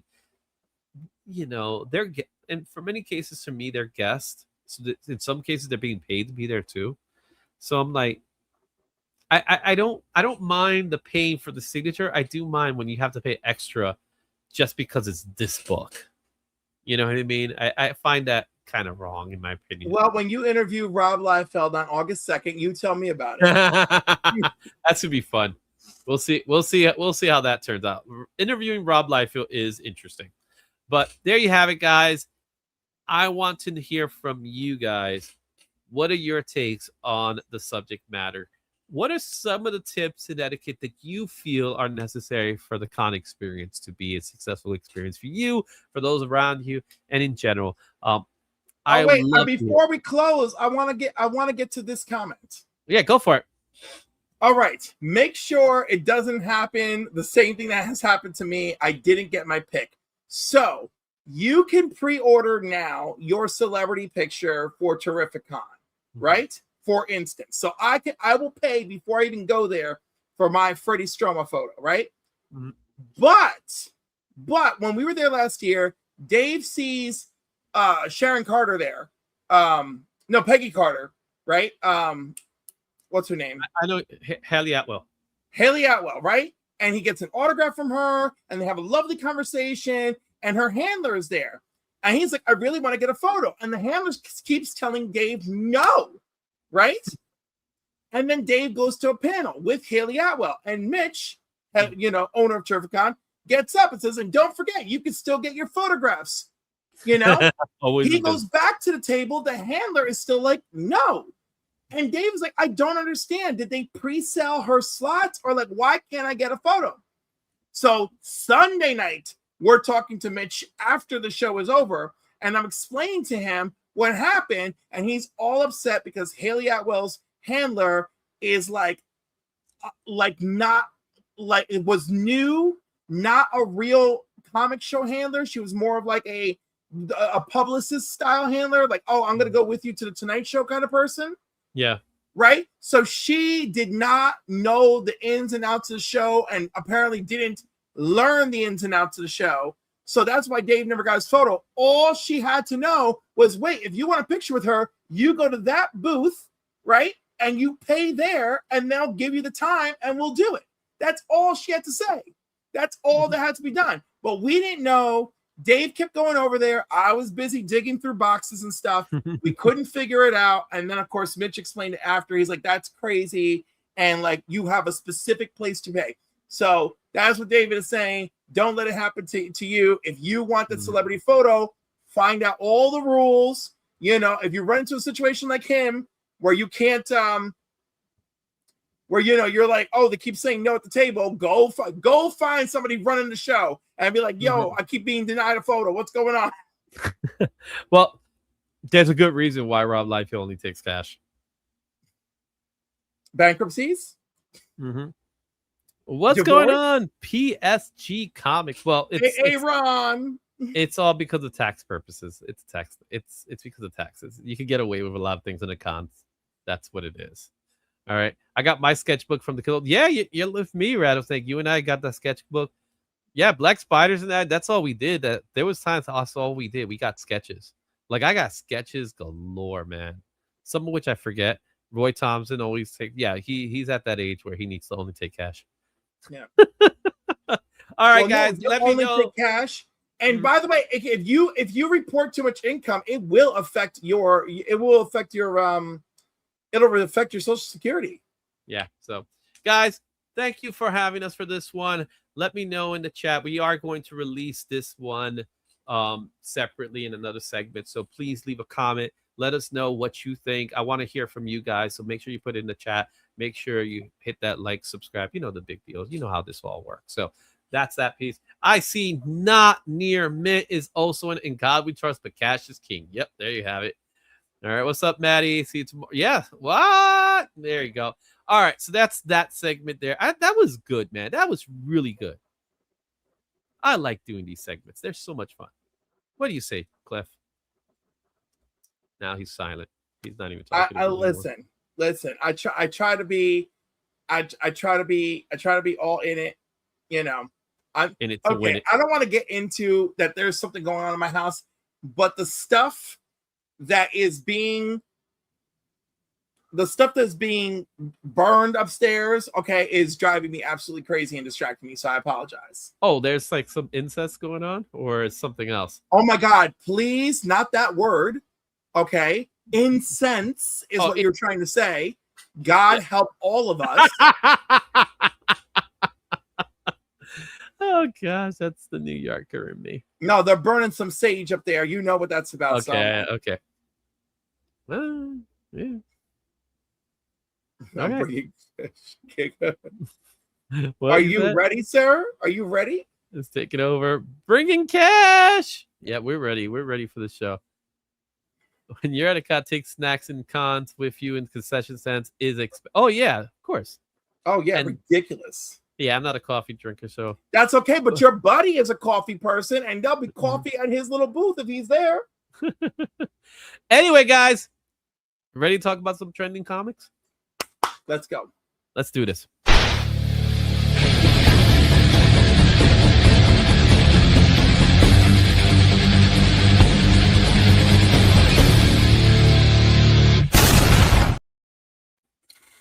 The top trending comics for the second week of June. Cliff, as I was doing the numbers for this week, something stood out to me. And what stood out to me was the amount of actual units sold. And this is all aftermarket, right? It's all aftermarket. It is surprisingly very low for this week. I am not surprised because I bet gas prices are catching up with people. Right? So- I bet all that tax refund money has started. Oh, that's gone. That's dry dried up. out. Yeah, it's dried out. It's gone.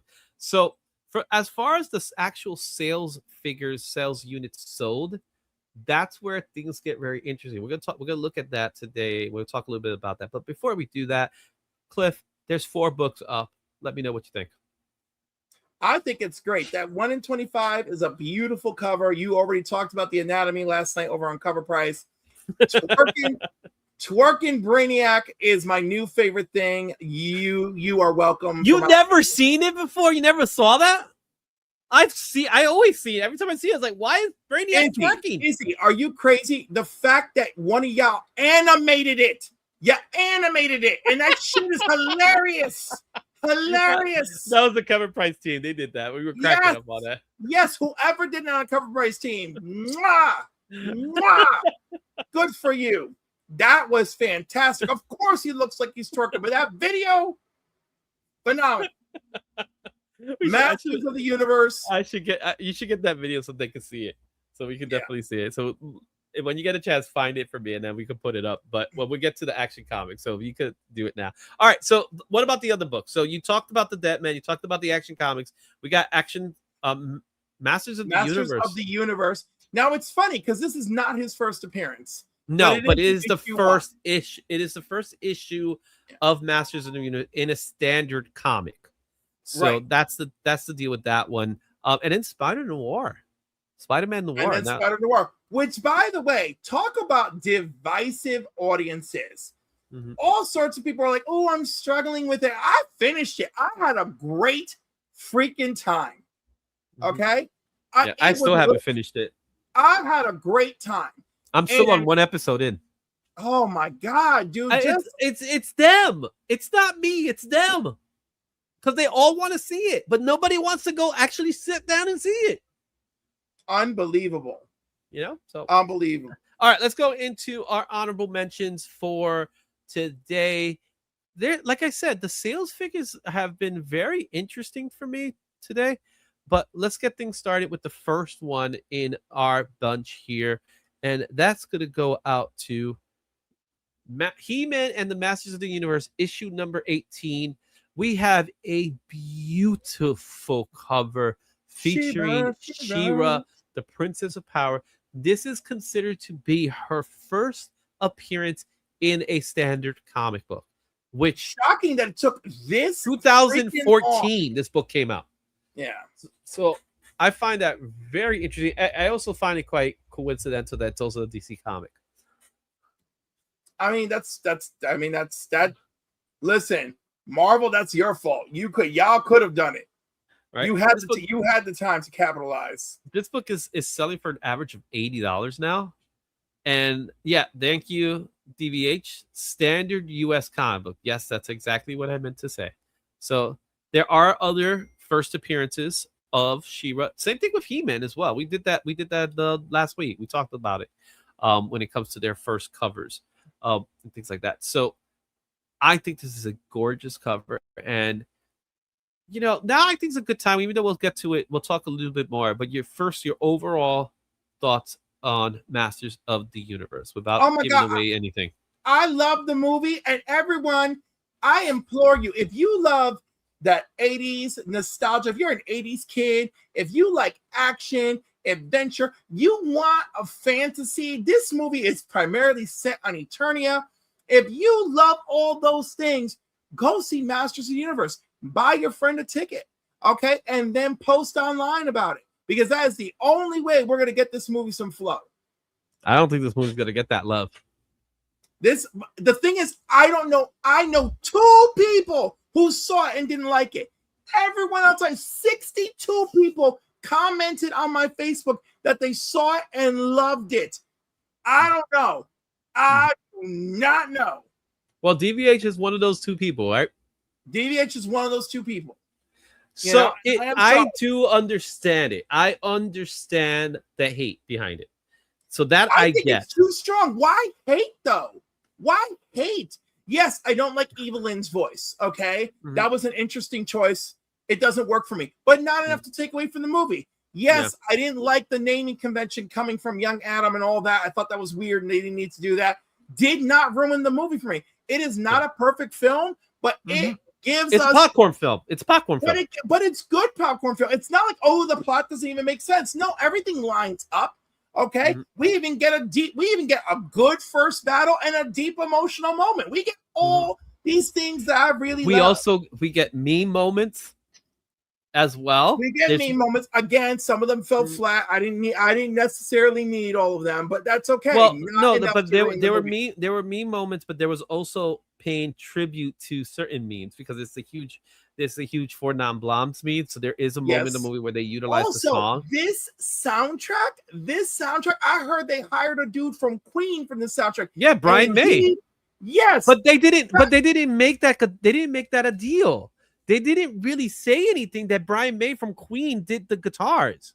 But let me tell you, love it. Soundtrack, great. My God, they use music from Highlander, right?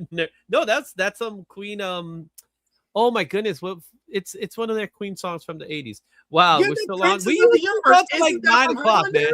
We usually go to about 9 o'clock. You know that. Anyway, going back to the honorable mentions, let's get to our next book here. Our next book is a good classic. Batman 181, the first appearance of Poison Ivy. Poison Ivy, baby. Poison Ivy. Now, this book it's always a demand book. It's number 2 for Key Collector. That's kind of where it came from. The book last sold for $250, so it's actually very affordable. However, a very good copy goes for about $430. And if you want a graded copy, the average is about a 4.0, which goes about $420, which is what I want to say is criminally low. But all of Batman's Silver Age villains are criminally low. But here's where the rubber meets the road with this book. This book is notorious for missing the inside pinup page because kids took it out of the comic book. So if you see this book on the hunt, be very cautious with it, because you're gonna have to request, especially if you're in a con, to have it open. You request to have it open, because there are going to be people that are going to try to sell it to you without the pinup, and that diminishes the value. If you don't care about the pinup, that's great. I personally don't care about the pinup, even though I've seen the pinup and it is popular pinup. If I had this book slab, I wouldn't have a problem with it. But then again, you'll get it with that nasty little label. So yeah. I mean, I do believe you could still get it at a lower grade in blue. Isn't there something like that? Yeah, you could do that. DVH says it has its moments. The plot doesn't make sense, so it's way better than Love and Thunder. It's more like She-Hulk to me. I'm glad everyone else seems to like. You know what? I don't disagree with DVH's comments on the movie, but we'll talk about that a little bit later when we get back. I don't disagree with them either. I'm just saying it's not enough to wreck the movie for me. It's little things that I'm like don't love, but I felt like, first of all, the movie is violent. Okay, just because there's no blood doesn't mean the movie ain't violent. I was genuinely afraid of Trapjaw. Also, Trapjaw was awesome though. Trapjaw was freaking awesome. Also, there was multiple times where I was absolutely, my fear of heights kicked in severely. Okay, I was like, damn, I'm like sitting there like, oh, don't fall. All right, like, here's the next. Let's take a look at our next one. Our next one is definitely trending on the upwards. because very soon we're going to get X-Men 97 Season 2, and we're going to relive this moment from Fatal Attractions X-Men 25. A very cheap book. This book goes for about $12 near mint. That was the last sale. You can get this as low as $7, guys. It features a Gambit hologram, which I always thought was weird with this book, that it's a Gambit hologram and not a Wolverine or a Magneto hologram. Well, because we got a Magneto hologram in one of the other books. Yeah. And we got the Wolverine hologram in one of the other No, books. we did, but I feel like this story, this particular chapter of this story, is focused on what happens to Wolverine with Magneto. So I would have gone to do one of those and then had it somewhere else. Had the Gambit in the other book or something like that. But personally speaking, I have all these hologram books. I love it. I love this story. I think Fatal Attraction is a storyline that was really good. I love what happens in the storyline because this is where Magneto was like, you know what? Screw it. I'm ripping you off. I'm ripping your adamantium off. Like he could have done it years ago. And no one bothered to do it before. And then they finally said, let's go ahead and do it. The fact that they didn't do it before beats me, but finally did it. It's a great book. And this is all because X-Men 97 is knocking on our door, man. I'm ready for it. We're about a month away from it. And I'm excited. I am so excited come July 1st. And July 1st is not the...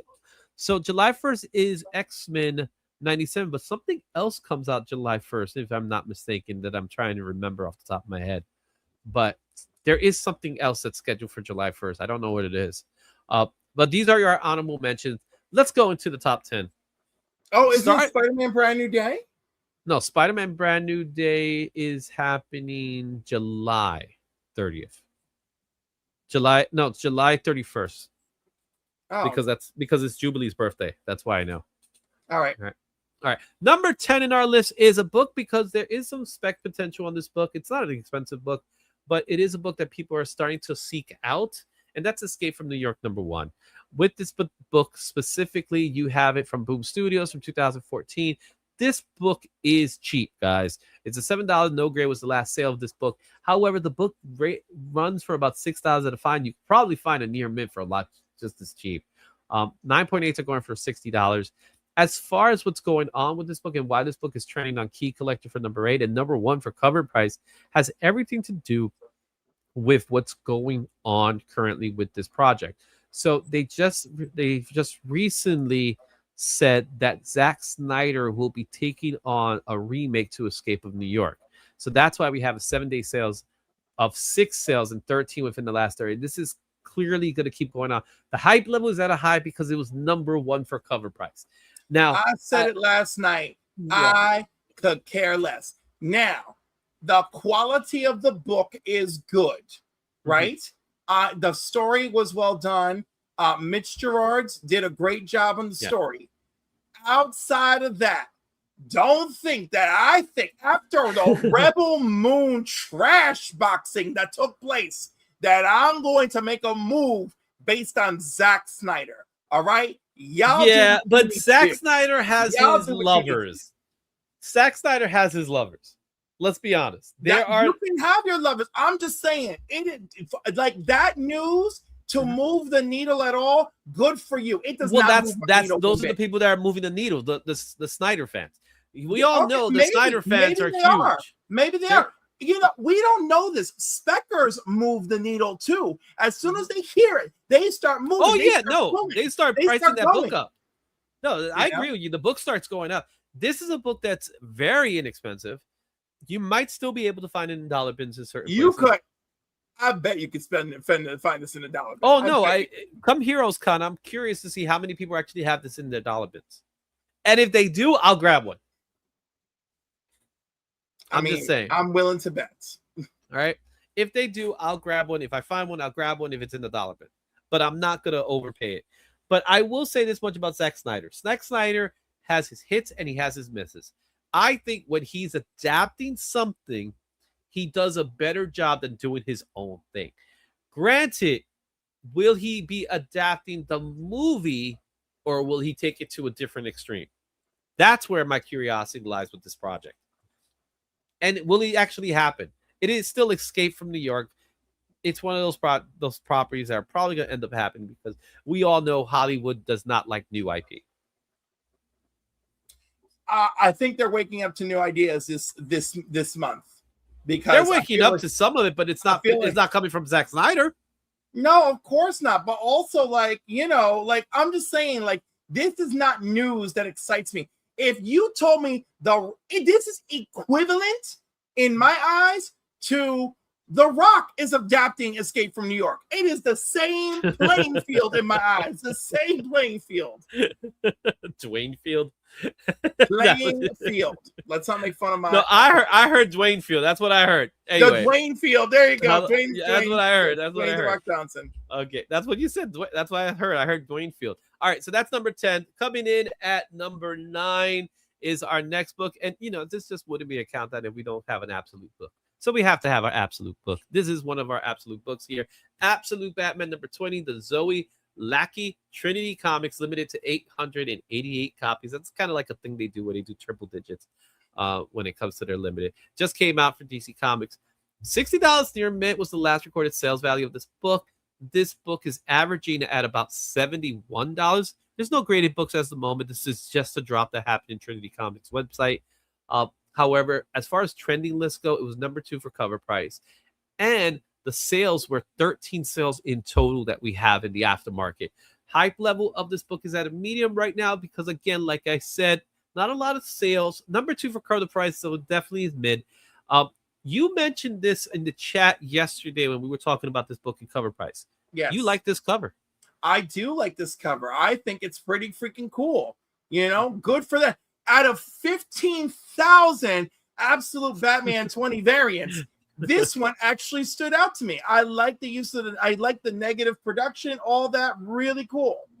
Now, my quick question is this a book that was affected by the spine ticks? We don't really know, do we? We don't, right? As of right now, I wouldn't know. And again, I don't think the store variants were affected by the spine ticks because they had to be printed separately. Who knows? Right? And they all those Batman covers, even if there's the original Batman cover underneath, right? Yeah. They still have to have a different SKU on the back to differentiate them. They do have to have so different SKUs. I am 99% positive that if you ordered any of the 15,000 different Absolute Batman 20s, you probably are doing okay. Yeah. But this one's cool. I don't even care if it's a little bit dinged up. Whatever. It would be nice for the collection. I would like to see this in the glow in the dark. That would be dope, but just the way it is, I still like it. And I don't say that often, so remember. All right. There you have it. Absolute Batman 20 at number 9. Let's go into number 8 in our list. And this is a book that we talked a little bit about earlier, and that is none other than Ben 10 number 1. Ben 10 number 1 that came out for Dynamite Comics at not that long ago. It's not that long ago. It's going for $13 now. That was the last recorded sale. As far as fair market, it's about $15 near mint, $80 at 9.8. Trending list goes, it was number 10 for cover price. Again, this one actually has some really good sales as far as the 30-day period goes. We have 7. In the 7-day period, we have 9 sales, but we have 124 sales within the last 30-day period. And the hype level is at a high because of those sales. Those sales are actually boosted up the hype level of this book because this was one of the very few books from this list with them big numbers with a high sale count. 30-day sales of 124 is very impressive for this book. And like I said, a lot of sales this week were very low. There weren't that many. So there is something going on with people buying comic books, but there are some that are demanding a little bit more than others. So what are you saying about Ben 10 that you haven't said before? I mean, I said it's a great show. The original is a Dwayne McDuffie product. Okay. We are entering the nostalgia era for those kids who grew up with this, which is so funny because like I didn't grow up with it, but I was around the same time as Justice League. And I was like, oh snap, it's Dwayne McDuffie. Yeah, but you were watching Justice League because of Justice League, not because of the time frame. Right. Because you're a comic book guy, so that's a little different. It all happened, right? But the thing is, Justice League came on at Saturdays at 7, right? It was actually a primetime show. Right. It was a primetime show. This came on Saturday mornings. So I just kind of stumbled into it, saw Dwayne McDuffie's name, and I'm like, yes. Yes. Yeah, he was producing a lot of cartoons back then. He produced great stuff. God bless his soul. May he rest in peace. Going to this comment, Sad Lemon claims that DC aren't doing glow in the dark anymore. They had the last one ever up for pre-order the other day in an email blast. Wow. Yeah, until they decide to do another one. Yeah. I don't buy corporations when they say we're never doing this again. I don't buy anything that corporations say, because so, they only care about profit. Yeah, so they see that people will go crazy for a glow in the dark cover. Trust me, there'll be another one. But I get it. You know which gimmick I thought was kind of cool? The mirror gimmick. Remember the mirror gimmick with Doom Patrol that came out about a year or two ago? Right, where you are looking at like the latest member of Doom Patrol is you. Yeah, but there was also that they were different. So you never knew which you actually had. Yeah. And stuff like that. That didn't really go anywhere. It was one of those gimmicks that didn't really. It was a weirder gimmick, but it was cool. Yeah. All right. Let's go into number 7 in our list here. And number 7 goes to a... It's time for some twerking, guys. Let's talk about Action Comics that don't want to populate. Action Comics 544. You see, Brittany, I got scared. Let me click this better. All right. This came out back in 1983. For DC Comics, last sale was $26 at a near mint. That's actually really good. Fair market value is $16 at a very fine, $153, 9.8. As far as trending list goes, we got number 6 for Key Collector, number 3 for CBSI, number 6 for Cover Price. So it did make the list for all of them. 7-day sales, however, it was also surprisingly low with 6 and 13. So I'm not sure why this thing was on trending list other than the whole battle suit. So the whole battlesuit exposure is what did it. But it didn't rack up sales. But it was just a discussion. But we are coasting on the information that Superman's forced to team up with Luthor in this movie, and Brainiac is the main threat, which I really hope they incorporate some of that Brainiac mythology into Supergirl's movie. I would love to see that. I think it is. I think it's there. If you notice by the last trailer, if you look at her spaceship, there's some Brainiac looking things that are going on there. So yeah. So, and there's different ways to look at that. There's a Supergirl's origin is interesting enough. They can tweak it one of many different ways, right? Yeah. Not a lot of people know it, and there's different versions of Supergirl too. So, but the main version I'm talking about the Kryptonian Supergirl. I was going to say the main version is the Kryptonian, his cousin that came in, who left earlier. From what I remember, she left earlier but arrived later. No, she was supposed to leave at the same time and take care of Kal-El, and they launched relatively similar times. Okay. Actually, her very first origin is more complicated. Her father puts a shield over Argo City, and it gets lost in space, and then their chunk of Krypton starts turning into kryptonite, and to save her, they ship her off to Earth. So she arrives knowing that her cousin is already Superman. They've been watching him from Argo City, which now is allegedly dead and gone. Right? Later on, we find out Brainiac took the remains of Argo City and bottled it right up. And that became Kandor. No, he bottled it with Kandor. Okay, I see. And in her last modern origin retelling, they did the same. They kept the same theme of we bottled it with Kandor. I just stuck you all together because you're Kryptonians. Yeah. So I don't know what Dick Giordano was thinking of with making a Brainiac twerk, but do you have that? Twerking wasn't a thing then. He made. You got the video? Did you get the video? I have the video. All right, let's see what we're talking about. Brainiac is twerking, so we're gonna show you exactly what we're talking about here. So, I mean, it's the Instagram version. Is that okay? Yeah, that's where it's at. So, guys, if you haven't seen this is what we're talking about. Go ahead and show it off. So you might need to put the sound here. Now there you go.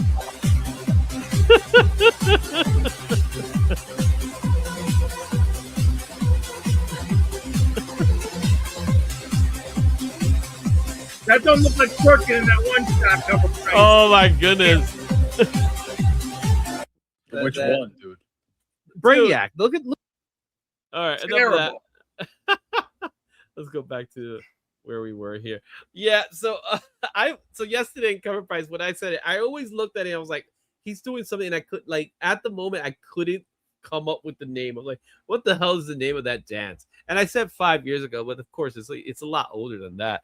But it just killed Lando. My eyes.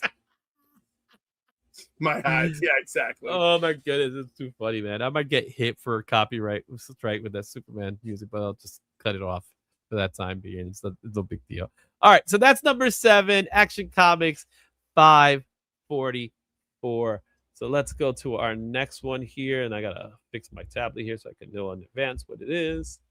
All right, our next book here is obviously a return book, and that return is none other than Spider-Man Noir #1. This is probably one of the more expensive books from the batch here from 2009 from Marvel Comics. This book last sold for $395 at a 9.4. That's actually really good for a 9.4. $297 near mint, $608 for 9.8. As far as trending list goes, number 5 for Key Collect, number 1 for CBSI. But again, back to the sales. We only had 5 sales this week, but 51 sales within the last 30. Hype levels at a high because it was number 1 for CBSI. This has to deal with the TV series. Now, you said you binged the whole thing, or? I did. And I didn't binge the whole thing. I watched like 1 or 2 episodes a day, but I finished it. Yeah. And you like it? I do. I do. For what it is, right? Mm-hmm. I like it very much for what it is. It's got its own unique plot. It kept me interested. I really like the backstory, the uniting backstory that kind of like came out of it. I enjoyed it. Even the weird, it's not a weird ending, but it's a very when it comes to properties like this, I think you could get away with doing a lot. Now, I will tell you, one of the creative teams, Fabrice Bolsky, he's actually a good friend of mine.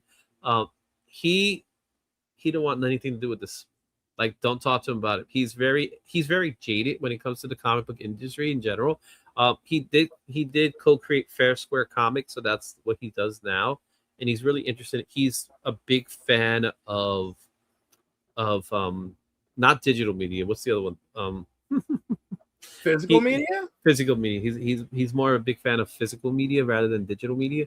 There is a place. There is a place for that when it comes to it. But he is part of the creative process. He did come back to Spider-Man Noir much later. But it is something to, when I get a chance to talk to him a little bit about it, I'm going to spend more time with him and talk a little bit. But he is a little jaded about the process. And I think it has everything to do with the whole marvel of it all, if you know what I mean. But going back to Spider-Man Noir in general, the popularity of this character is going to stay strong even after the TV series because he will be returning for the animated movie next year. So this book might just keep its value for a little while. I absolutely think it will. And I think enough people recognize him from those Spider-Verse movies alone. Mm-hmm. Yeah, and I have, when it comes to the Noir, so Noir was it's similar to what Absolute was doing, similar to what Ultimate was doing. It was a whole genre, Marvel Noir. So there was a Spider-Man, there was an X-Men, there was a was there I want to say Doctor Strange, but I might be wrong in saying that. No, I remember Spider-Man, I remember X-Men. Cage was one. Yes, that was one. Yeah, we're gonna have to look all the noirs up. Yeah, so there's quite a few noirs. It didn't go that far though. Iron Man was the other one. It was Iron Man Noir. I knew it was something, but go check them out. They're fun. They're very different. This Spider-Man is very different. When it comes, very different. He's pretty much a socialist. So it's worth checking out. Well, in the comic, maybe not so much in the show. No, I'm talking about the comic book. I'm talking about the comic book. So there's a lot because it was the Great Depression. So it's definitely part of that time period. All right, let's go ahead and go into our midway point with number 5 in our list. And that goes to our second Absolute book, and that is Absolute Batman number 15, first appearance of the Absolute Joker from DC Comics. This had a low sale of $5, but it's still a hot book. People are still trying to clamor for it. Most common fair market value is $14. Near mint, $51.09.8. As far as trending list goes, it was number 4 for Key Collector. But this one also, again, had some sales within the last 30 days. 13 sales within the last 7, 88 within the last 30, which actually picks up its hype to a high based on those sales. Again, 88 sales is still a lot of sales within a 30-day period.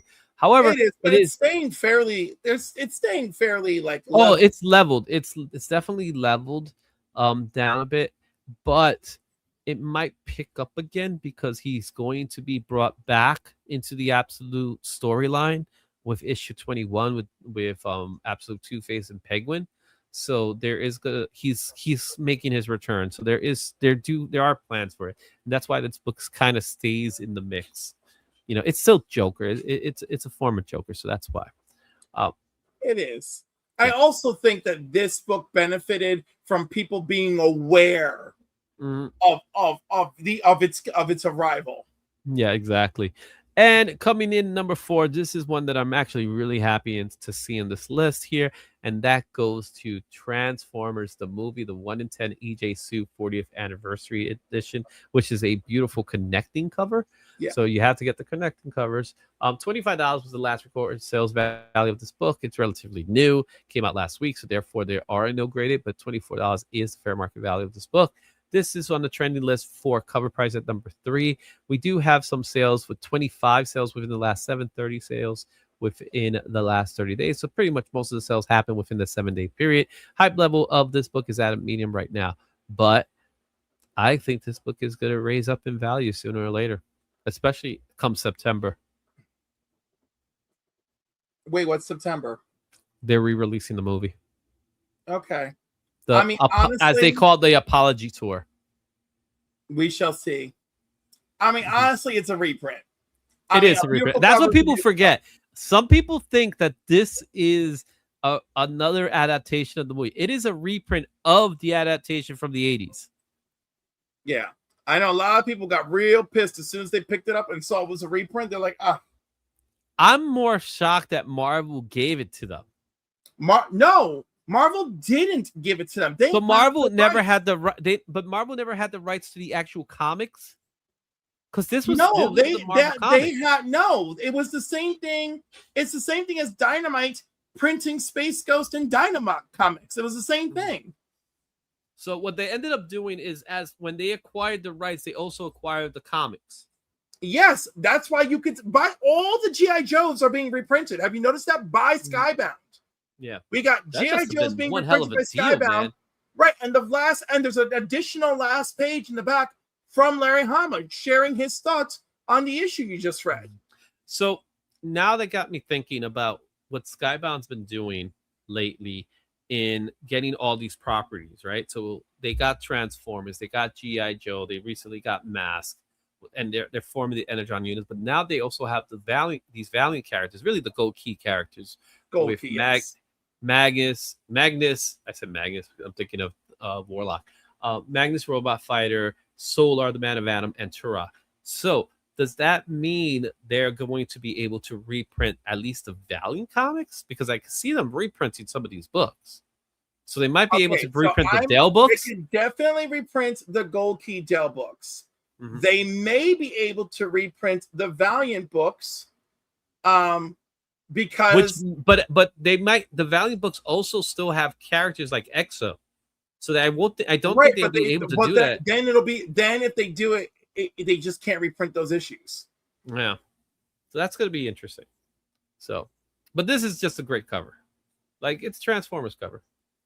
No, it's a beautiful cover. I'm sure it's going to be a gorgeous connecting cover thing. And if you want it for the cover buy, great. Outside of the cover buy. Well, it's connecting, so you're gonna end up getting the connecting issues. Well, of course, but I mean, outside of that, to me, it's still just a reprint. Mm-hmm. It's a lovely 1 in 10. I did pick up the blank. I like the blank. I knew you picked up the blank. I picked up the blank because I love the way the logo looks. Also, this meets the Cliff on Comics criteria for a cool cover, right? Because there's action. Okay, it's not Wonder Woman at a funeral. There we go. There you go. All right, let's go to number 3. Number 3 goes to the Dead Man, number 1, the 1 in 25 Mike Choi variant. This book came out last week for DC Comics. It is $23 now. That's the last recorded sales value. The most fair market value is $23. We already starting to see some sales at 9.8 for $70 for this book. As far as trending list goes, it is number 8 for cover price. And 7-day, 30-day sales. This is, again, a little more sales here with 29 sales within the last 7, 39 within the last 30. Hype level of this book is at a medium. Personally speaking, I dig this cover because it does remind me of those classic anatomy books in the way Mike Choi did the art piece. So this is clearly inspiration drawn from Burgess Hogarth anatomy book, because that's what I see a mile away with this imagery. I don't know if he did that on purpose, but I want to say he did, especially the way he has the hands contorted in certain ways. It is beautiful to me. No, it is a gorgeous 1 in 25. And not only does it get my stamp of approval for being gorgeous, it gets my stamp of approval because I enjoyed the book. Also, I kind of like Mike Choi. What's your thoughts on the book? Until he ruins himself for me. What's your take on the book itself, the story so far as it's going? We only have one issue in. Right. I really heard it's very wordy. I heard it was very wordy. It is very wordy, and it's great. You're kind of doing actually, the beginning is depressing because most of it takes place in a hospital. Well, it's Dead Man too. We're talking about here. Yeah, but there's a lot of conversation. It gets pretty emotional. We also get a little bit of an introduction. I would say this is like a really difficult jump on point for Dead Man and like getting who Dead Man is. But at the same time, I think it's such a good setup story that I don't think it's to its detriment. So what you're telling me is, even though it's at number 1, you gotta go in knowing a little bit. No, you don't. You don't. I'm just saying, as a number 1, it's introducing him at its own pace in its own way. Not the let's give you a little recap of who Dead Man is. It's doing its own thing. I approve.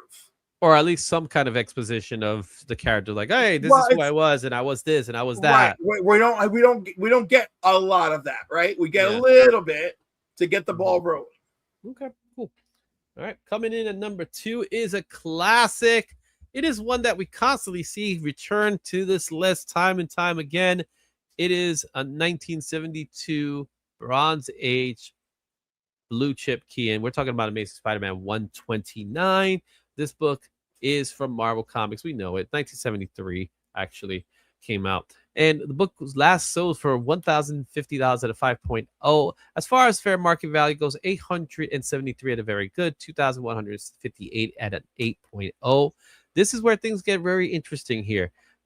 It was only in CBSI at number 4, but when it comes to 7-day sales for a book that goes back to 1973, and it does command a pretty penny, we have in the 7 days, we have 26 sales, and we have 38 sales within the last 30, which can't believe it.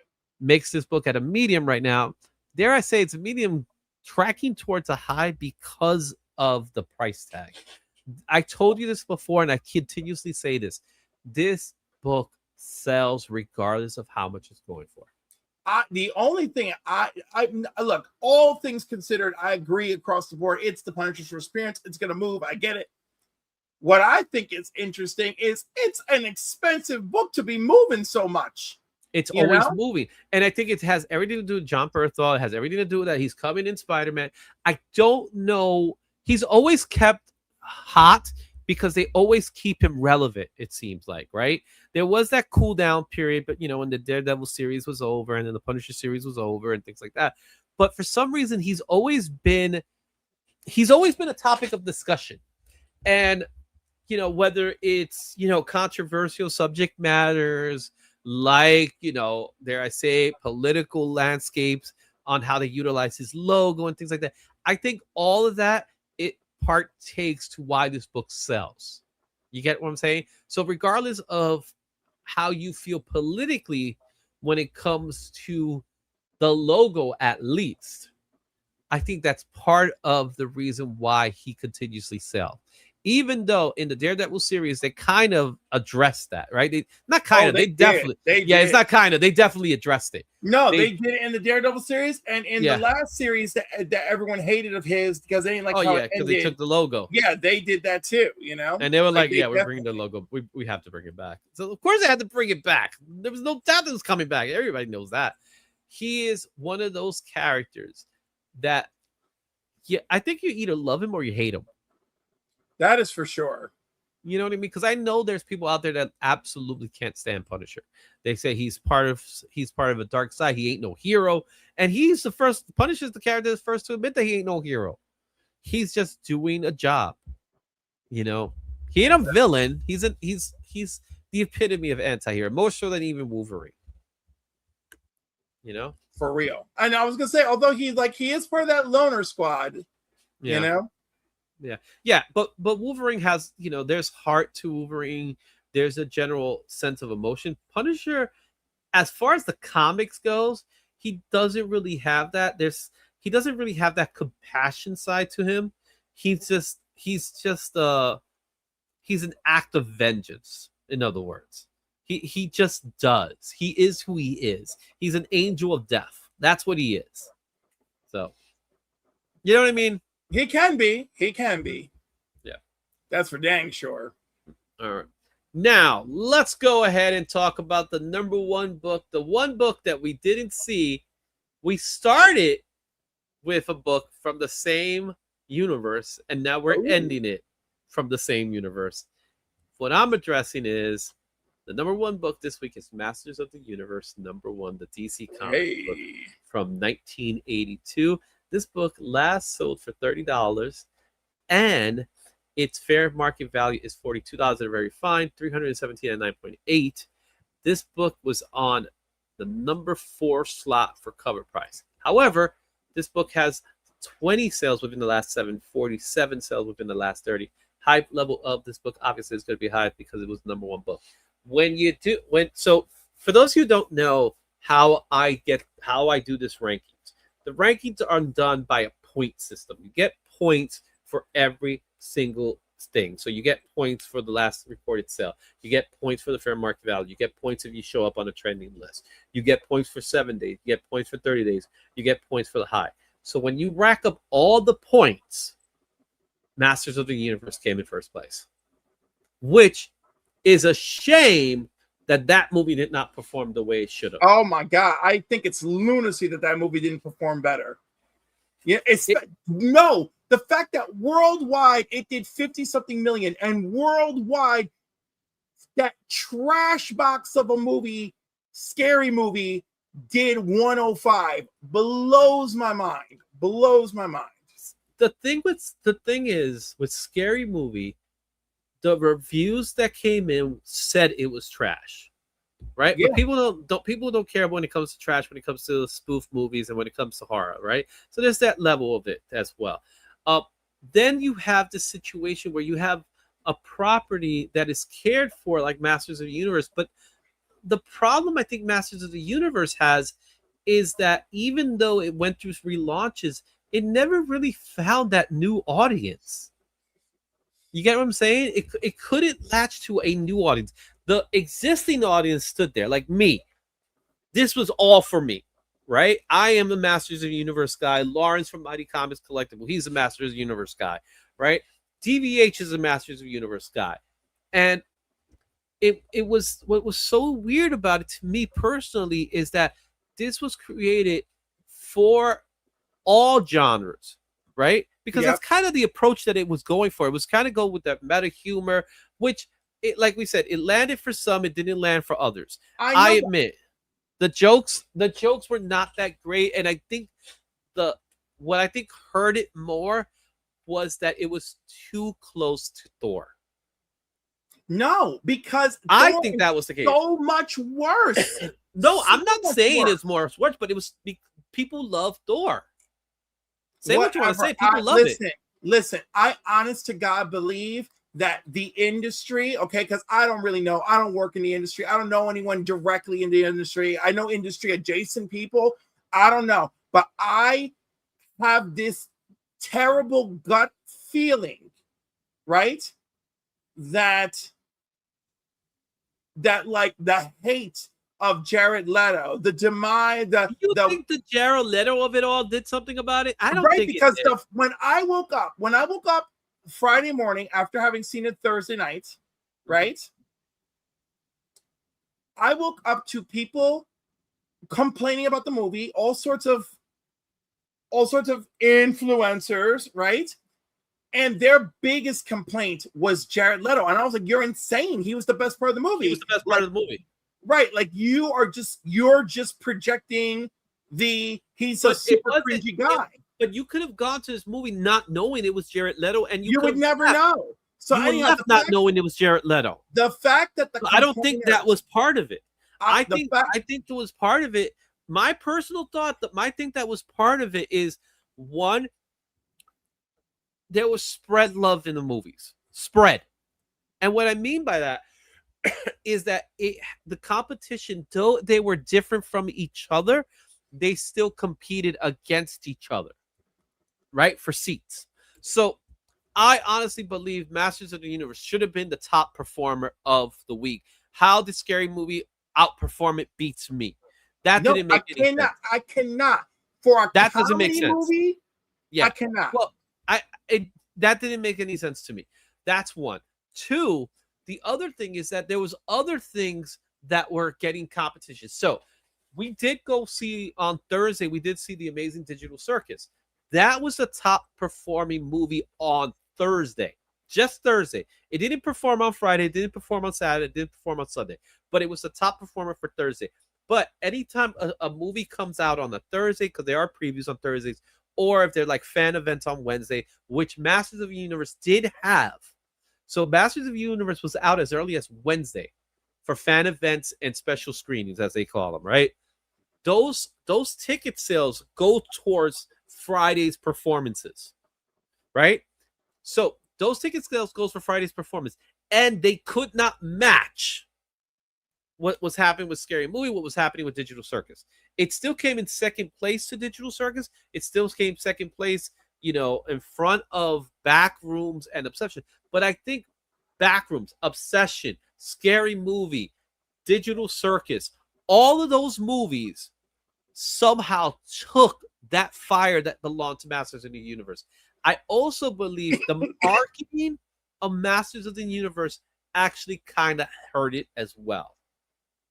You get what I'm saying? And I do believe the MCU also heard it, because the movie is, I don't care how you look at it and how you dice it, the movie is trying to utilize that same kind of MCU humor that only MCU should be able to do, but MCU is actually hurting other movies. It did it to Superman. It did it to a couple of other movies.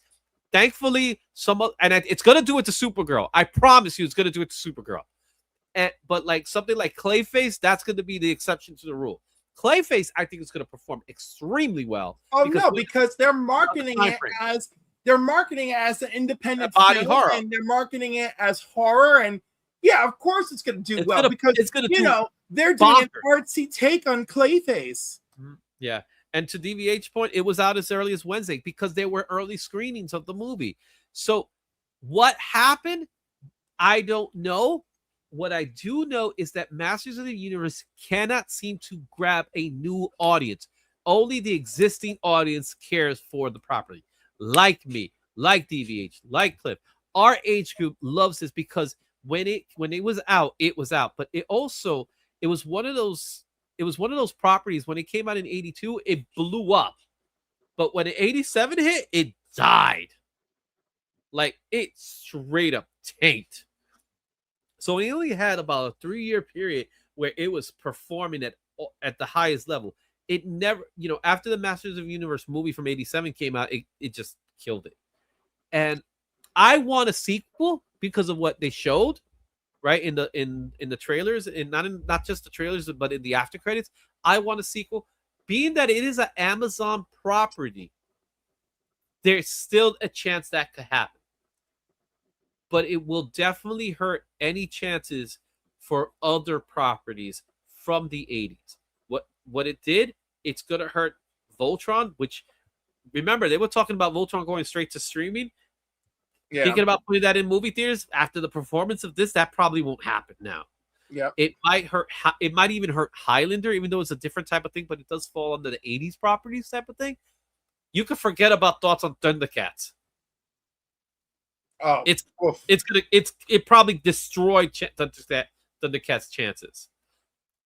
But I think there is a place, and I think with Amazon doing it, they're not just looking at the dollar amounts they're making in the movie theaters. They care if it's going to cause people to stream it, and I think streaming. Well, more than streaming, the streaming and the purchasing that goes on with it. You know, it's got to be that they're streaming the movie and they're buying Masters Universe related product. The toys. You know? Like it's a bigger thing. That's why I'm so upset with this, because yes, thanks to them being a streaming company, there's a chance, but the chance looks real slim when the movie's performing so unreasonably poorly for reasons I cannot comprehend. So I hope next week, because there's no real competition for next week. Yeah. I hope that it does perform next week. That's its fighting chance. Because the week after that, forget about it. That's all Toy Story. And we're done. Yeah. So.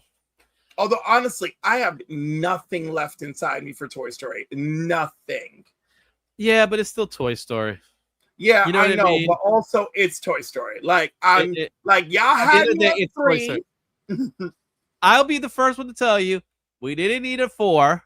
And I saw 4, and it was beautiful. We don't need a 5, and I'm willing to bet it's going to probably be beautiful too. Because that's just how Toy Story rolls. That's just the Toy Story way. Because 3 killed me. Man, the furnace scene was like... Yo, the furnace scene, my mother even still remembers... I was holding on to my family with the furnace scene. Yeah, the furnace scene, my mother looked over at me, and she's like, are you sure this movie's for children? I'll never forget it. And the fact that Woody's bald now is even more funny to me. You know, yeah, I love that. They're like, yeah, there's a bald spot. He's like, I just lost color. That's great. Vogley just shows up now. Look at him late. We got DVH. I'm super shocked Master didn't do better. I didn't care for it, man. But yeah, and you know what? To DVH's point, I understand all that stuff. You know, I understand everything he says is valid, and I get it. But at the same time, I still liked it. I didn't hate. I didn't love it. I didn't love it, but I didn't hate it. I don't feel it deserves. And Ghost Pepper did not make the list, Chico. Mm-hmm. And even DVH says Skeletor was the best part. Skeletor was so good. What they did with Skeletor was exactly what I wanted to see with Skeletor. Because he, you know, I don't want to give too much away, but the part where he just says, "I'm a villain," like he straight up says, "There's nothing good in me. Screw you." You know what I mean? Well, no, because we do get the whole thing of like, you know, power is more than just beating up the bad guys, right? And you know, so we get that whole beautiful counterbalance, and then you know, Skeletor is like, "I'm irredeemable," and then like, "All right, He-Man, beat his ass." Yeah, and that's what's so awesome about Skeletor, because he's exactly saying what he is. And what was so cool to me is when one of my favorite things about Skeletor is the way he insults his you know, his minions. He did it, and there's one insult he says specifically that I'm like really passionate, like I keep saying, and that's like, "You boob." He calls people boob, and he actually said it in the movie, which I was like, yes, I popped for that. And people were like watching me like, why is he popping for that? It's like, you don't know. You don't know. They don't know. They do not. And I think that's part of the problem. They just don't know. So, which is weird, but you know, whatever. It's awesome. It really is. It really is. So with that being said, you know what? Did I do it? No, I didn't. I knew I didn't do it. What's your thoughts? Which books did you get? Share your thoughts in the comments. Stay tuned for next week's ranking. We thank you so much for it. That is that. What You know what? Well, every time I say we're gonna go short in my head, and we kind of did. We didn't do so much. No, this is one of our longest. We're at 2 hours 35 minutes Because we just kept talking, man. We I couldn't know. stop. But it's always worth it, and it was nice. We've had the same amount of people still watching, so thank you so much for those of you who stood around watching. We really do appreciate it. It definitely shows in the numbers. We're getting some really good tractions over the series, so I really appreciate it. Just here's my thing, guys. This is what I'm asking from everybody, for the 19 that are still watching and listening, for that matter. Please take the opportunity to go back to this video, hit that hype button. Hype the video up, because it's going to help the algorithm. But at the same time, leave a comment. When you leave a comment, and I'm not talking about in the chat's great and it's awesome when we're doing these live. But when you go back to it, I know Las Cruces is notorious for getting that comment in almost immediately after the show's over. I don't know how he does it. It's almost like he's prepared for that. But do leave us a comment. When you leave a comment like that, it actually tells YouTube people that this is engaging stuff. So I'd like to hear from you guys. Let me know what you think. Let me know how we can improve the show. With I'm always thinking of something. You can ask Cliff. I'm always thinking about stuff we're gonna do here. Cliff is like, I'll text him on Sunday or even on Monday, be like, hey, this is what we're gonna do, and he's like, yeah, okay. And then we end up doing this. So, and Cliff was a big part of the etiquette part there. There was a lot of this was you, Cliff. I said, let's do this. And then you came up with this list. And I was like, okay. And let me tell you, I had a very rough night, and I was having a very rough morning. And I told Izzy, and I said, let me see what I can do. Let me get settled into work. And you gave me a laundry list. And then when I got settled into work, I wrote a diatribe out and then sent him a list. And that's the funny thing, because I normally get to do that. And this was the week that I couldn't do that stuff, because I am still in preparation of Heroes Con, because Heroes Con's this week. It was funny, because as soon as I started writing, I just started channeling all my memories of Heroes Con and Terrific Con last year. And I was like, I remember this and this and this and this, and this sucks too. Right. Guys, speaking of Heroes Con, it is happening this week. Make sure you stop by, say hi. I'm going to be in booth 2178, but make sure you also go to the C3 booth at 1766. But me and Roscoe are going to be there. If you're interested in getting some pricing, this is our pricing structure right now. Sketch cards are going for $15, $25 for color. Sketch pad, so that means a 6x8, you can get it for $30, $40 in color. Sketch comic books, we're doing about $50 to $70, depending on what you ask for. And if you're interested in commissions, you please reach out to me. We could talk about that as well. Heroes Con, we're gonna miss you, bro. We're definitely gonna miss you. And thank you, Jay Margolis. We're gonna miss you, Cliff. We're gonna be talking a lot about you. Some good, maybe some bad. We'll talk about things you should and shouldn't do, things you say and say. But either way, it's all Y'all love it. Y'all love it. Love. So, and good luck with what'd you call it? Not only slabs, second slabs? Slabby Seconds. Slabby Seconds. That's happening this Saturday. For those of you that are not going to Heroes Con, but I'll try to do some video. I will definitely have a walkthrough video for Heroes Con. That's definitely going to happen, and it's going to be as cinematic as I possibly can make it be. And for that, that's where we leave you with. And guys, we always like to end things off by telling you thank you. So thank you for being part of the IzzyVerse. You got your music, and we'll see you next time. Thank you, OK Thunder.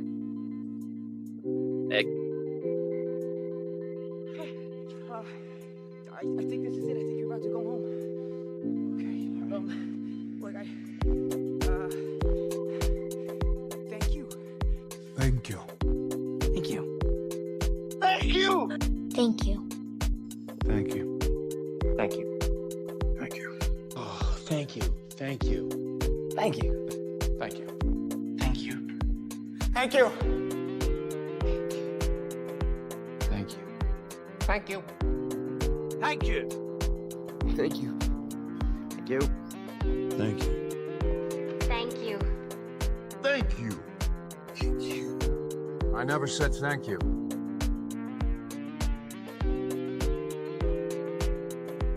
And you'll never have to.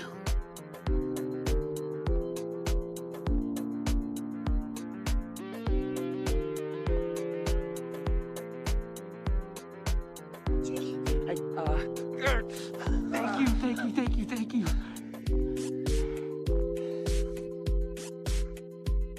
I guess I'll see you.